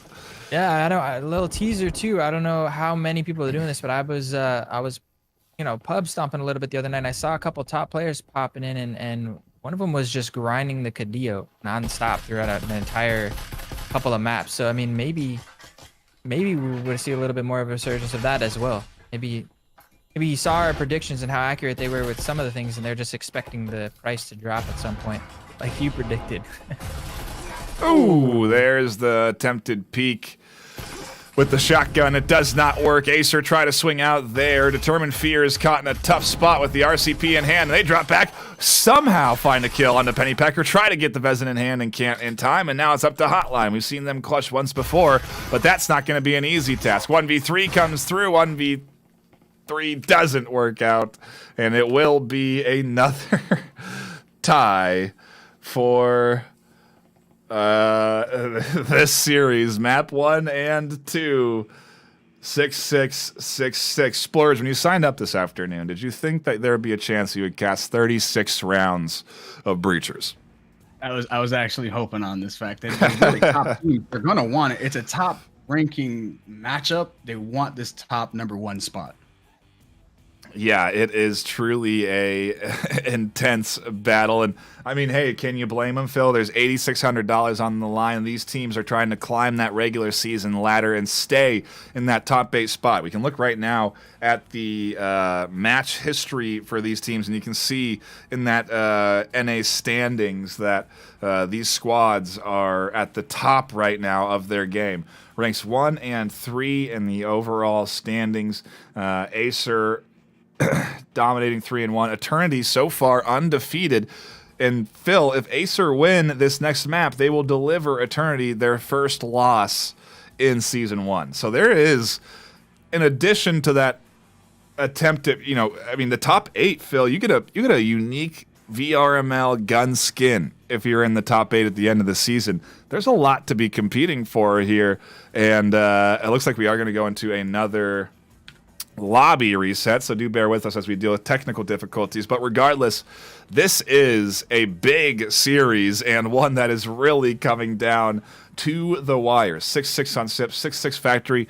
Where do we go from here, Splurs? Where do you think we're going to go? Is it going to be a comfort pick like Hideout, or are we going to go to that skyscraper to wrap things up?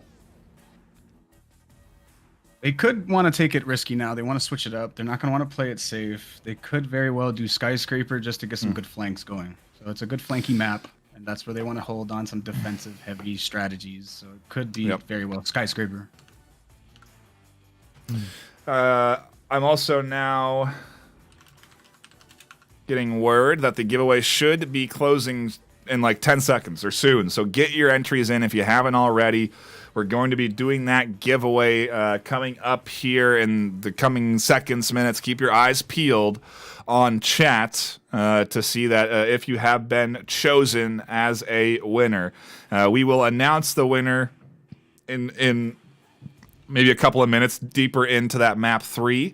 But for now, just pay attention to chat to see who has won the giveaway. It may even take a little bit of time from here to do, but regardless, get your entries in now, and a big shout out to everyone that has stopped in and entered into this giveaway.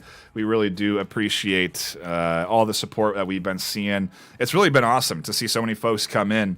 The only thing I can suggest is subscribe, because if you are having a fun time here, we got a lot more content for you to indulge on. Tons of live broadcasts, highlight reels, shorts. It's all here on this YouTube channel, and we really would appreciate seeing that support. I do think we have our new lobby sorted, and we should be getting into our next map. Phil, where do you think we're headed for map number 3 here? I think it's actually Hideout. I don't know whose pick it is, but I think actually both teams would go with where they're more comfortable. Like you said, the stakes are too high. They both want to close this out. Like, they have guts, glory on the line like it was in preseason, but now there's the cash prize. Eternity looking to defend their flawless victory the record. Gun skin. I mean, gosh, there's a lot going for this Eternity squad right now. You know, you really do want to lock in this W. And AESIR looking like Splurge said, they want to climb up towards that #1 spot. They want to give Eternity that first flaw on the record. They're striving just as hard to shut down, to be the gatekeepers and kind of shut down Eternity's continued rise, you know. And actually, if I'm not mistaken, we have a substitution on the side of AESIR. They had a sub playing for them, and now Dest has made his way in. So shout outs to, I believe it was Toxic. I think Toxic is in on their roster. They just didn't have the tag. I think they're rostered. It's maybe a newly rostered player, but I do believe they're on that roster. They just had a different tag, but a sub has come in here, and is that the right choice, Splurge? I mean, I love to we rarely talk about this because we don't see it a lot, but I mean, to have a deeper roster than just 5 players has value, especially if that player exceeds at a certain map. Like, maybe Dest really likes Skyscraper or Hideout, and that's why they brought them in this afternoon. Yeah, I'm happy you brought that up, because having more players does give you the flexibility to be able to schedule more matches, have players show up on time. Player has something else to do, then you have just 2 or 3 other players almost as a guarantee to fill in. So it's very, very, very needed to have a full roster, so to speak. I do see that we do have both teams in lobby ready to go. I expect we'll jump in to map number 3 here shortly. But again, shout out to everyone tuning in, hanging out, and enjoying the action. We really do appreciate your support. And a quick shout out to our sponsors while we have you all here. Those sponsors include HyperX, which you're hearing my voice, Phil's voice, the headset. It's all here on display. The product is fantastic. The build quality is durable, and I do recommend you check them out. You can get actually 15% off if you use code HXVRML23 at checkout right now. That's only for purchases in the U.S. and does not include exclusive products like the Naruto series. We do really appreciate their support, though, and they're also contributing in and providing more caster packages to our casting team. So you very well may see Splurge or hear Splurge on a even better mic in the coming casts if we continue to see more of them in the season, which I think we will. Splurge, I know that you've been having a good time in these casts at least, and frankly, I'm really happy to see you hop on the casting team. Thank you. I appreciate it. I'm having a great time here. It is, again, just moments away from starting, but I got sidetracked. HyperX, one of many sponsors that we have in the VRML. ProTube VR, offering fantastic stocks that help stabilize your aim in game. You can get a discount by using code ILOVEVRML at checkout. We're also sponsored by Helga, the esports manager, a bot that helps you organize and schedule your matches. It's made by VRML players for VRML players. You can get your first month off of that subscription service for free by joining the Discord. Last but not least, Triangle Factory coming in with that cash prize pool. And, of course, in-game gun skins, which I suppose worth mentioning, there is a new set out right now, Phil. You know, we saw it on display already. It's awesome to see that this team is going to be, I mean, at least what we're seeing here, putting out a consistent amount of various new skins throughout the course of your time playing the game of Breachers, which is it's just awesome. I love to see all of the new flair.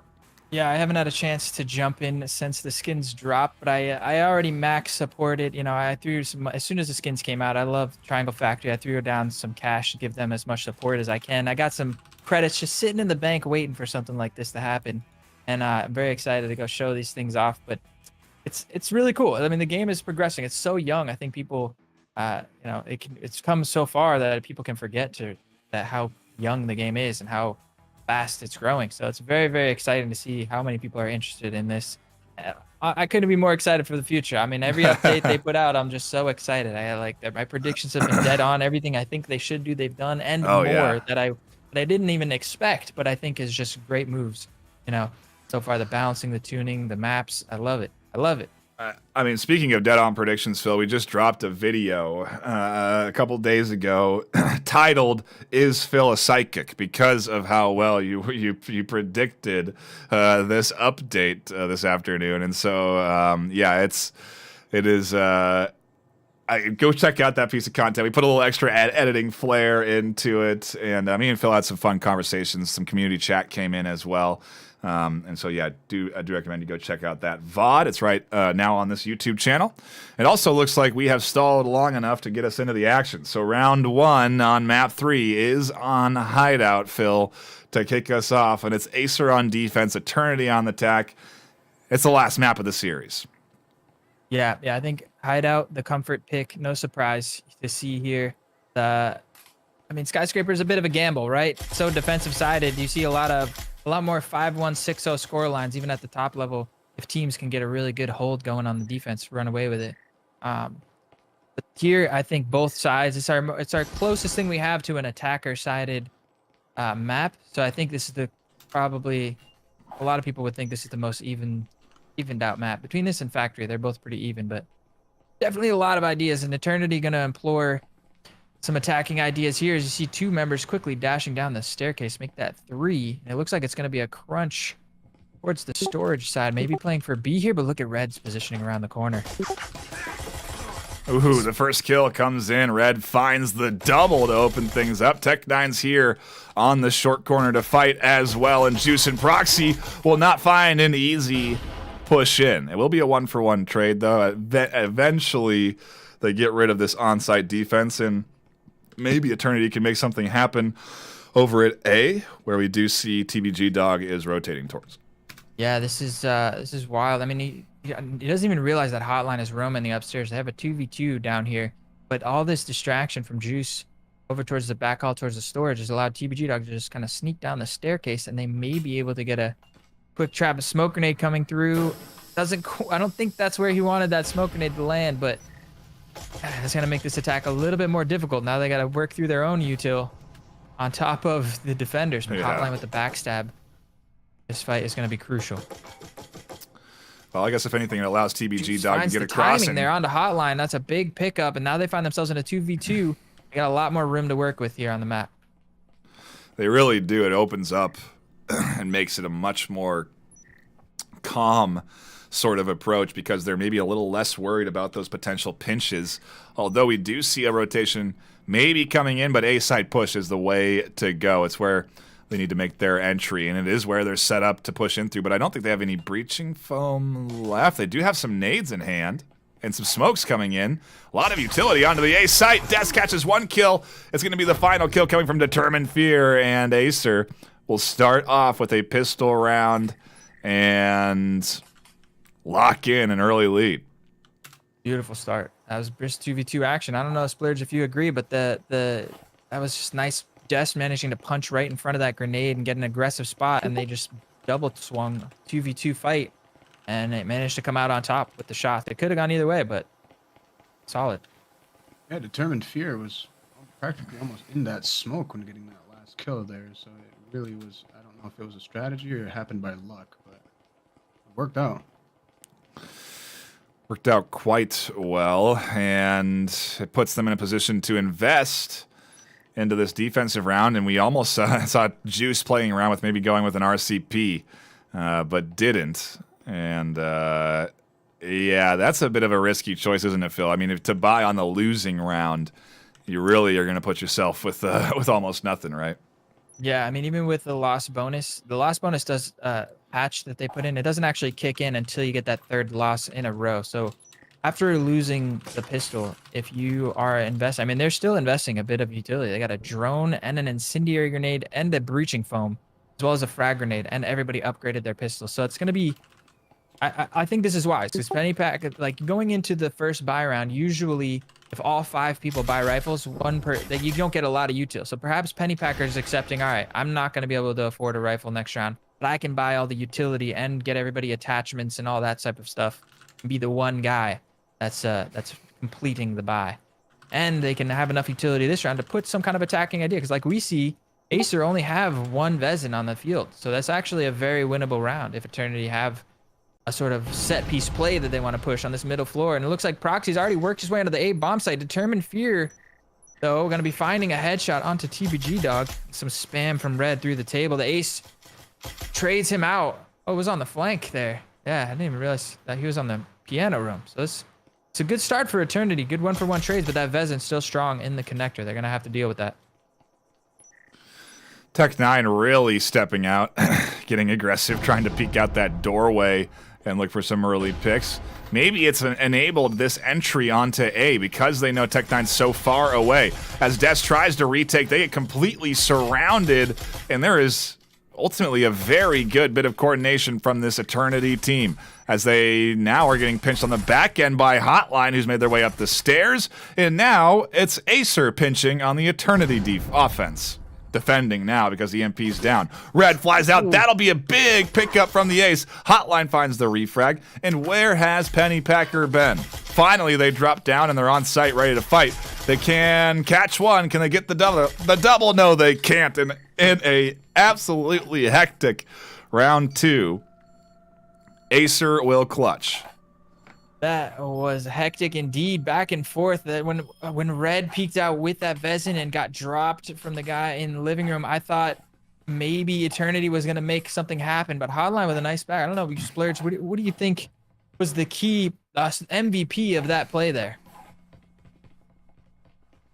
I think it was Hotline with the backstab, or was it Red with the Vezin getting the first couple of kills from the connector?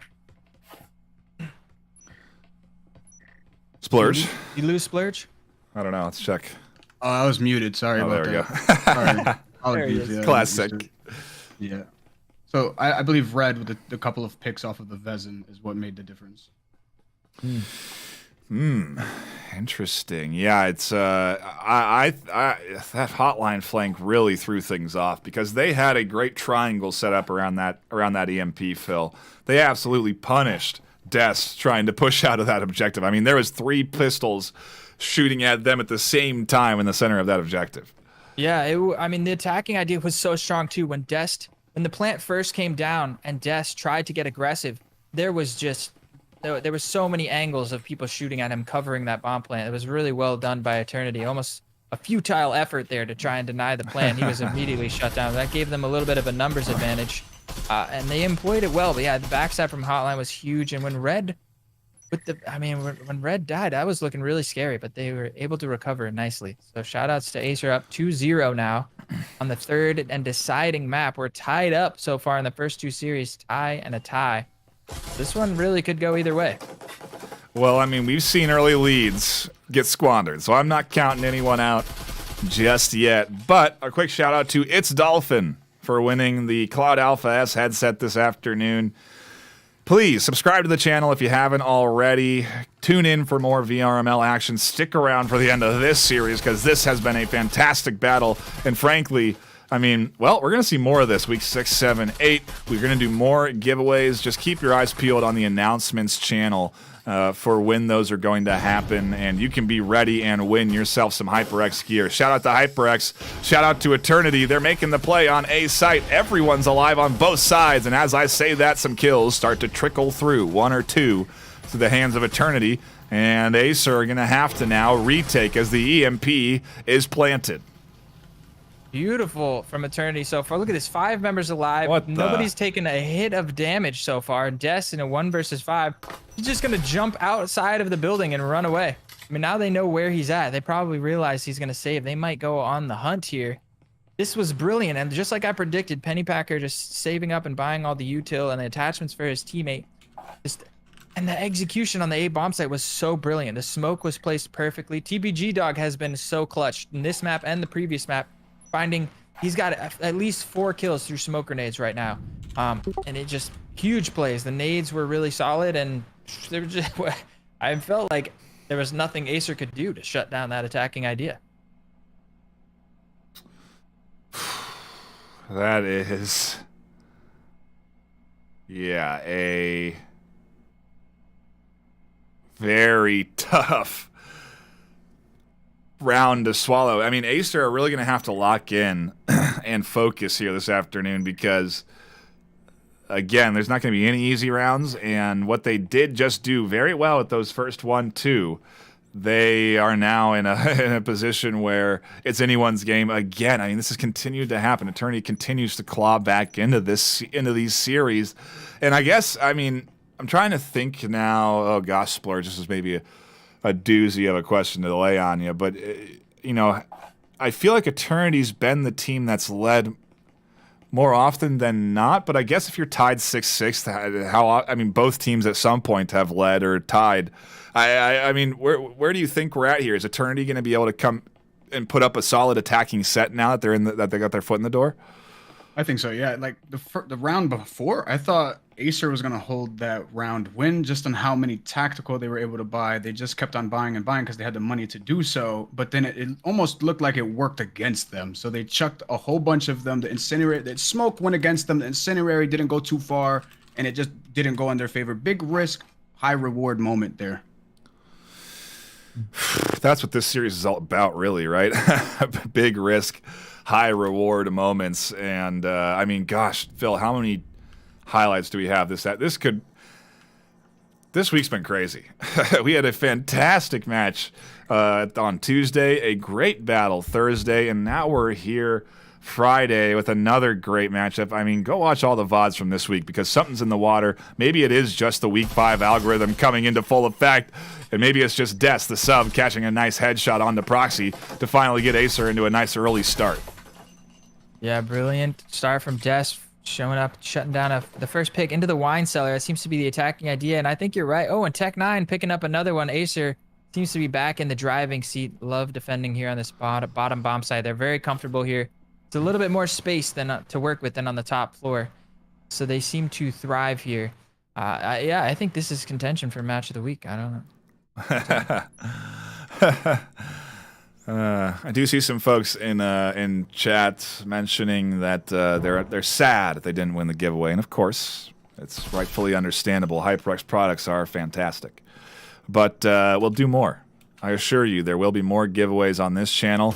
We'll be announcing when they're going to happen, so you can be prepared and ready to jump into the action.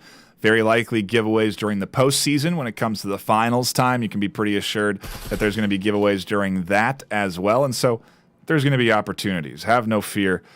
No need to... I saw that last night, too, with the Moofin, but you'll get your chance again, okay? It's not the last one, I promise. There's no need to be begging Dolphin to send their headset to you in chat.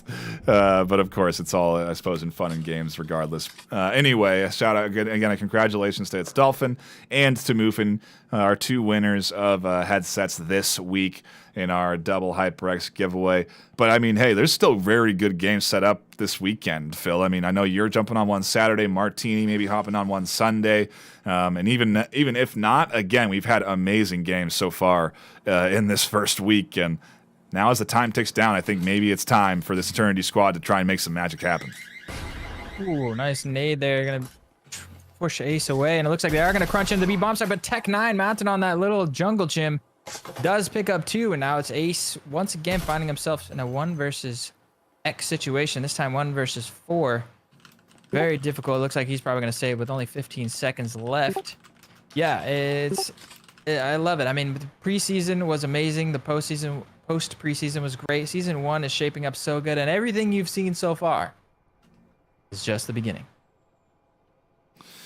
A save coming in here from the Ace, and yeah, I mean, let's get Splurge's thoughts on where we're at right now. I mean, we've seen this before, right? AESIR's been in this exact position before. Is there going to be an adjustment? Are they going to be able to actually take this map, or is it just going to be Eternity clawing back in again? That's interesting to say, since they are going to have the momentum once again, but then, like you said last time, the Eternity would manage to pick things up, so it can go to the Eternity side. They probably are thinking the same exact thing. Hey guys, this happened once before. Let's pick it up and try to make it happen once again. But it will be like a clutch moment. It might not be able to be so consistent to happen.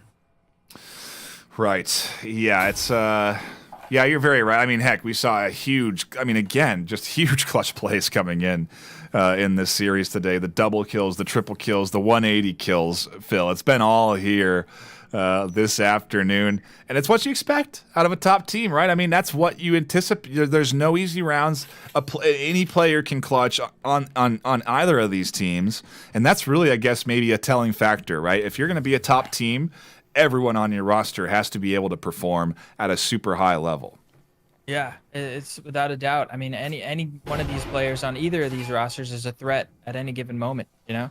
We've seen huge potential clutch plays coming out from a lot of them. Everybody's making plays. Yeah. Everybody steps up, and that's what makes it even harder. You know, you get so used to when you're playing other teams, everybody being able to step up and clutch in any given moment. But when everybody in the other team is also on that level, it's just wild, the results that we've been seeing. Are you not entertained? No kidding. Yeah, I am seeing in chat plenty of folks are very entertained, Phil. We're seeing a lot of good games, great match, fun to watch, and frankly, I couldn't agree more. It is a great battle. Determined Fear is going to spring a trap. Look at the effectiveness of the audio transmitter there. Determined Fear waited, didn't move an inch until they heard an audio cue, and as soon as that cue came in, they swung out for the double kill. Now it's just the Ace and Pennypacker. Penny up outside doing drone work, and the Ace getting pushed way outside of objective. Ooh, and taking some big damage there. Now down to half health. Yeah, this is the AESIR that we love to see. This is the AESIR that took the entire preseason championship. They're here in the server putting on display why their number 1 is red with a really nice aggressive peek from that second floor window. Gonna find the Ace as well. And now Pennypacker, look at this in a 1 versus 5.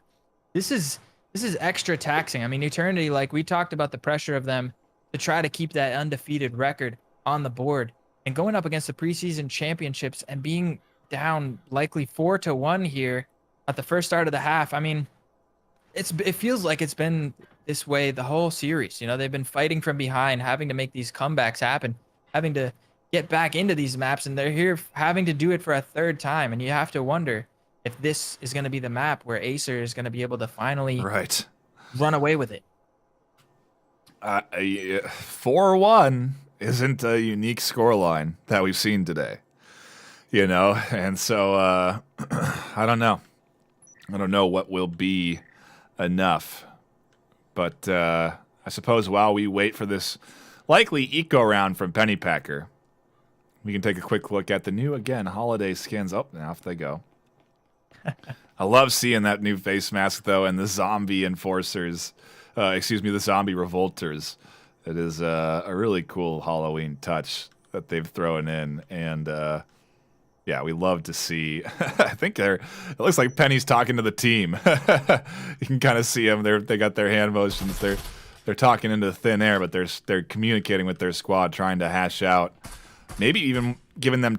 That's interesting, Phil. I never really thought about an eco round being utilized as a sort of timeout, a moment to strategize and talk to your team as a unit and say, hey, we're not doing anything right now, so let's refocus. What's our play in next round? And then they go in right now to this buy, ready and committed with the plan in mind.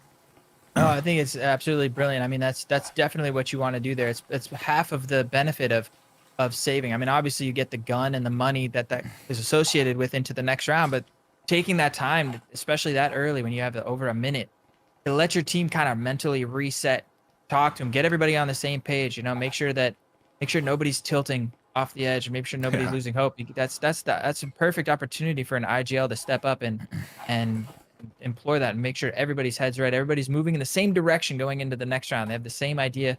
Get everybody coordinated. You'll love to see it. I mean, that's exactly, you don't give them an inch. You use every second that you have to your advantage. Yep. And they're putting that on display here. Eternity, they're not done fighting. I mean, they're the rank 1 team right now. I have no doubt in my mind that despite, I mean, they've shown it in the last 2 maps, despite being backs against the wall, the pressure mounting. This is, you know, when the going gets tough, Eternity gets going. I'm sure they want to get another point on the board. You know, a 4-2 would be a much more safe position to go into that defensive set, especially with a team like AESIR and how well they're playing, especially with a team like AESIR and how high they are in that regular season ladder. And, well, yeah, I don't know. Will that time? I guess the real question, Phil, is will the timeout will it work? Will it pay off? Will we see Eternity managing to get this round, or at least looking a little bit more coordinated? And so far, they're looking good. They have a plan for, it seems like, an A stairs entry. Determined Fear is tucked in and waiting for any audio cues or footsteps they hear to spring their trap. Pre-fires coming in through walls pretty heavily from the likes of the AESIR squad, but so far, no one has made their push in. Yeah, taking their time, firm control over the hatch. They seem to be aware that Red likes to roam. TBG Dog, though, finding a nice opening pick of the pressure that he pushed outside. That was a very aggressive move from Tech9 Jr. He's been finding some success with those moves, but they're high risk, high reward plays, and that time not paying off. We got a frag grenade coming in through the hatch, and it looks like pressure towards the B bomb site here. Phil, I don't know if you noticed that, but AESIR bought an extra Marui and used it for wallbang fire that whole round, and then threw it away and picked the Vesson off their chest. Very interesting use of that extra bit of money when you can buy into a couple of extra guns. Yeah, and the Marui, not only, it's very good for spamming. Not only does it have a less recoil spread, it's also just more damage. It penetrates a lot harder with the backstab and the nade. Red and Hotline working together. This Eternity squad is absolutely falling apart on the attack, and TBG Dog in a 1 versus 3 finds the first one, but quickly shut down as Team AESIR collapse onto the attack. Eternity just not able to get their footing here on the attacking side. Go 5-1 scoreline into the side swap. AESIR, 5-1. That's a new record high here for the series. Yeah, it's always been a little tighter. 4-2, 3-3. Is this enough moment? I mean, I don't know. Explorers, I keep coming with the same question, but it kind of keeps. I feel like it keeps going back and forth. Whether even it's AESIR winning rounds, and now that we got Eternity on the defense, I don't know. I mean, we've seen very good defense from Eternity so far, have we not? Yeah, there was some good defense there. I feel like whatever the Eternity member told them, it did keep them in a game plan situation. They had it. I just thought that. I thought AESIR was going to be the ones to switch it up a little bit, but they stuck with the one roamer, and then it paid off. They're holding down. They're fighting their fights together. You know, they're swinging, but they're swinging together. So it does make the difference when you want to spread up the attack or keep it very condensed. If the utility is going to be able to kill somebody, or if you're going to be able to swing as a defender and then catch an attacker off guard. I'm just taking a quick look at chat. A shout out again everyone tuning in, stopping by, and enjoying the action. It's been a long day, a lot of rounds, a lot of good, amazing back and forth, and a good opening for AESIR as they take control of B site. 1 kill, but it's 2 for 2 now, and we're into a 3v3. B site opening up. Proxy and the AESIR here, but it's now just the Ace. The Ace will catch a kill. And Pennypacker's crashing back to B site to reinforce into this 2v2. A big pistol round that could put this AESIR team into series point position. Well, it's a 1 versus 1 as Hotline does manage to find the headshot on the Pennypacker, who tried to get an aggressive repositioning, not realizing Hotline had already pushed into the site. And that is map point for AESIR. This backs against the wall real early on in this half, and with the economic disadvantage, I think you might see AESIR invest very heavily into this round. I think they might gonna get at least 2 Vezes, if I'm not mistaken. And on RCP buy, they want to close it right here. It's risky, Explorers. No, go ahead. They can't get too greedy. Yeah, they can't get cocky. Yeah, definitely. Yeah. So they have to shut it down now with the extra utility that they can afford. Even, get 2 drones in there, something. Oh wait, no, wait, I'm sorry. Pistol round, right? Or no? No, they won. But they won, so they are able to. There was a double Vezin getting thrown around there for a minute, but now it looks like 1 Vezin, no drone on and a ton of utility. Smokes. There's the drone. Okay, they've been. Gosh, I mean, Phil, what do you think these conversations are like right now? I'm going to buy this. I'm going to buy this, that. And like, no, swap that out. Sell that. We don't want that. Pick up a drone. Like, what are those comms looking like at that buy phase? I don't know. I can't even imagine, because I don't know how you don't buy at least 2 Vezins here. I mean, you got a really solid chance to just literally end the entire series right here. And I feel like, look at the Eternity buy. They've bought more gun. They have 3 RCPs, a bunch of SMGs. Look at the double nade from TBG Dog. But Tech 9 with that 1 Vezin has been employing it well. I mean, he trades things down to another 3v3. But I feel like they actually have a gun disadvantage here for this round, which gives Eternity a chance to sweep back into this. I mean, we'll talk about it after as Hotline finds another pick on the Proxy. It looks like they might still be able to. Oh, and there goes the Vezin down as Juice and Pennypacker make the crunch happen. It's just red now. With the Spectral in hand, the Vezin gets recovered. Wow. Yeah, this is the risk. This is the risk that I was talking about. But Red drops down, and Juice is going to finish it with the RCP. But now here's where I think the idea came in from Team AESIR and why they did that. Because I think they predicted Eternity were going to buy into this round heavily, knowing that they were on map point, right? So if they save, knowing that all that Eternity can buy is RCPs, they only bought 1 Vezin. So they were only able to recover 1 Vezin, which means now they only have 3, or they actually do have 4 Vezins still strong on Team Eternity. I think they were expecting to have a more economic advantage here in round number 3 of the second half. I don't know. Maybe it didn't work out. Wow, we're seeing an eco round from AESIR here, Splurged. I mean, they're really taking it cautiously now. They lost that small investment round. They're not even putting an investment into this one. Nope, Splurged, we got you muted again. I know it is good. It is good for them to not be spending their money right now. It's definitely safe for them to be not spending it. For the Eternity, it's going to be they're going to have no choice but to keep on spending all their money. They need to keep on climbing that uphill battle. Yeah. They need to push us to around 36 is the goal here for them. It's the best they can do. Tie the full series. And well, Phil, we're looking in chat here. I am seeing that people feel this map's Enforcer-sided, but I don't know if I'm sold on that with teams like this. I feel like Eternity can still put up a very clean defense, especially now when they're fully kitted. Yeah, that's why I'm always very careful with my wording. I say this is the closest thing we have to an Enforcer-sided map. I don't know if it's necessarily. If I'm with you. I'm not fully sold, but yeah, I mean, hopefully, for Eternity's sake, that's not true, because they're backs against the wall on the defending side. They got to win the next 4 rounds straight. I think AESIR's caution there in the second round is giving them a very big opportunity to do so. If I was Team AESIR, I was like, let's let it rip. We get 5 chances. Let's get this is going to be our best economic advantage for sure after winning the pistol. Let's throw everything in the kitchen sink at this 1 round, but they're giving them a little bit of a way back in. But still, they still got to win this round. I mean, we've seen AESIR pull off some crazy eco rounds before. Perhaps looking to make it happen once again here. Roxy getting aggressive with the RCP. Not going to find much of anything, but escapes with his life. Slow down a bit. Yeah, AESIR maybe second guessing entering into B side, or at least doing a little bit more clear work around the area, trying to get that garage cleared out and likely trying to pinch in on this offense. I say offense, this defense that's positioned here pretty aggressively in the basement. That hatch drop would do wonders to catch the back of Proxy.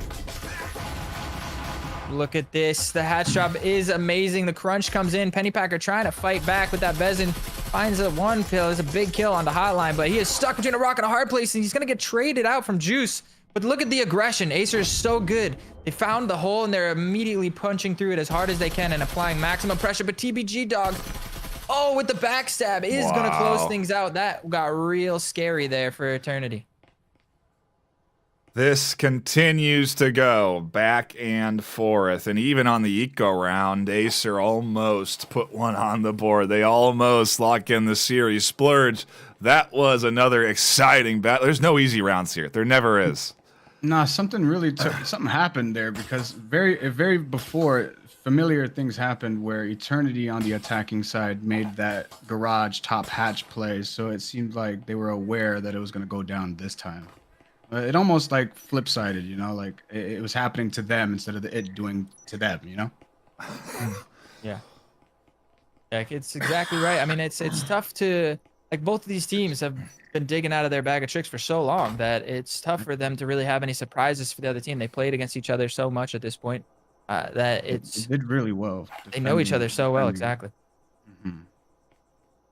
It makes me wonder, maybe they've done a little bit of homework. You know, they've watched back those VODs of past matches, and maybe they're tapping in to some of that game knowledge to some extent. You know, maybe even Phil, during a timeout, doing a quick video review, you know, or during that eco round, checking some footage to see what their next play could potentially be. Who knows how in-depth this team is going to get this round win. But it's the full buy here, and if there's ever a chance, Phil, it's now. Yeah, I mean, AESIR, they're fully buying into this round. They're giving it another solid shot. They got 3 more chances to do this. And with the opening pick there from Red, the beautiful thing about it for them is, as well, is they're on max loss bonus for the rest of the game. So they're going to be able to get pretty much full buys out for almost every round. Determined Fear charges in and finds a huge double kill from the Laundry side. This might just be it. I mean, the Ace and TBG Dog in a 2 versus 5, they're going to have to go absolutely huge here. Wow. A great flash onto Ace, gets that kill in, and now a 1v4 clutch going to be necessary by TBG. They find 1. They find 2. They can't get the triple, and it is going to be the AESIR squad taking the series victory. What a hard-fought W for them, and it's Eternity's first loss of the regular season. What a game to tune into. Splurge, I'll start with you. This series, 6-6 map 1, 6-6 map 2, 3-7 map 3. What more could you have asked for? Oh, no more. It was just exactly what I wanted. This is exactly what I wanted to be in the position. And that ending round there, it had to have unfolded because they picked off that roamer inside of the garage site. You see, like, they should have held it down as if it was the last round that they absolutely needed. So they needed to group up, bunch up, hold their angles. Phil, this is, again, Eternity's first loss. You know, how do we see this team taking this? Are they going to come in refocused? Whoever gets them next week is going to be in for a tough one, I think. Yeah, they are. I feel like they are going to be very motivated by this loss. They got their first elf, and they are just... I feel like they're going to go straight into the lab, straight into the VOD review. Yeah. I mean, luckily this game was casted for them, so they're going to be able to go back and see what went wrong, what little mistakes that they made that they can improve on, what weaknesses there were that they weren't exploiting, and things like that. It's next week's going to be tough because they're going to be... They got 1 blemish on their record, and they're going to be... I mean, you can't wipe it at this point, but they're going to be doing the best they can to keep the rest of their season flawless. I mean, it was such a good match to tune into. There were so many back and forth, so many crazy rounds that just should not have gone the way that they did, and they were just pulling out amazing eco rounds. It fantastic. We got to see some Eternity's attacking plans on ship were so good, and then AESIR's attacking just style. The way they have two different styles is so amazing. I love how AESIR just punches so much more aggressively and catches the defenders off balance, but Eternity have this more methodical, kind of thought out, planned out. This is what we're gonna do. Kind of squeeze like a boa constrictor. They kind of squeeze the defenders out the way they choose. It's very cool to see. I got a replay folder filled with highlights. So does Phil, and we'll definitely be cutting these. You can probably expect to see this, and maybe there's going to be like a double feature game of the week next week with an edit. But regardless, stellar games, stellar replays, and stellar attention from the community. A big shout out to everyone tuning in and enjoying the action. Hit that subscribe button if you haven't already, and tune in for more gameplay. We got more games this weekend that you can stop in and catch, and obviously a bunch of content coming out over the course of what is going to be a 13-month season and postseason. So there's a lot to look forward to yet. Quick shout out to our sponsors one last time. HyperX. Use code HXVRML23 at checkout. ProTube VR. Use code ILoveVRML at checkout. Helga, the esports manager bot, and of course Triangle Factory coming in with both that gun skin you'll be able to buy with credits and the one you can earn by being a top 8 team in your region. I think that's it for us here on the desk. It's been a tremendously long day, 2.5 hours, almost the longest we can go, but ultimately great Breachers gameplay, so I'm certainly happy. Big shout out to the folks on the desk, but that'll be it. My name's Ben Nightfire with 2 E's, my co-casters Splurge and Filibust. Until next time, stay classy.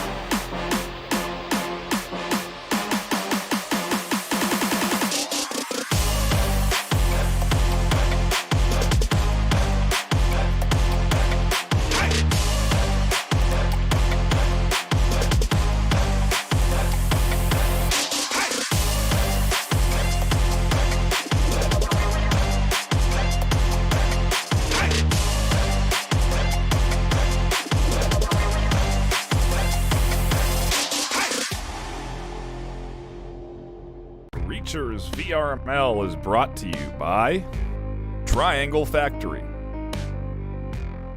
HyperX, ProTube VR. Thanks for watching VRML.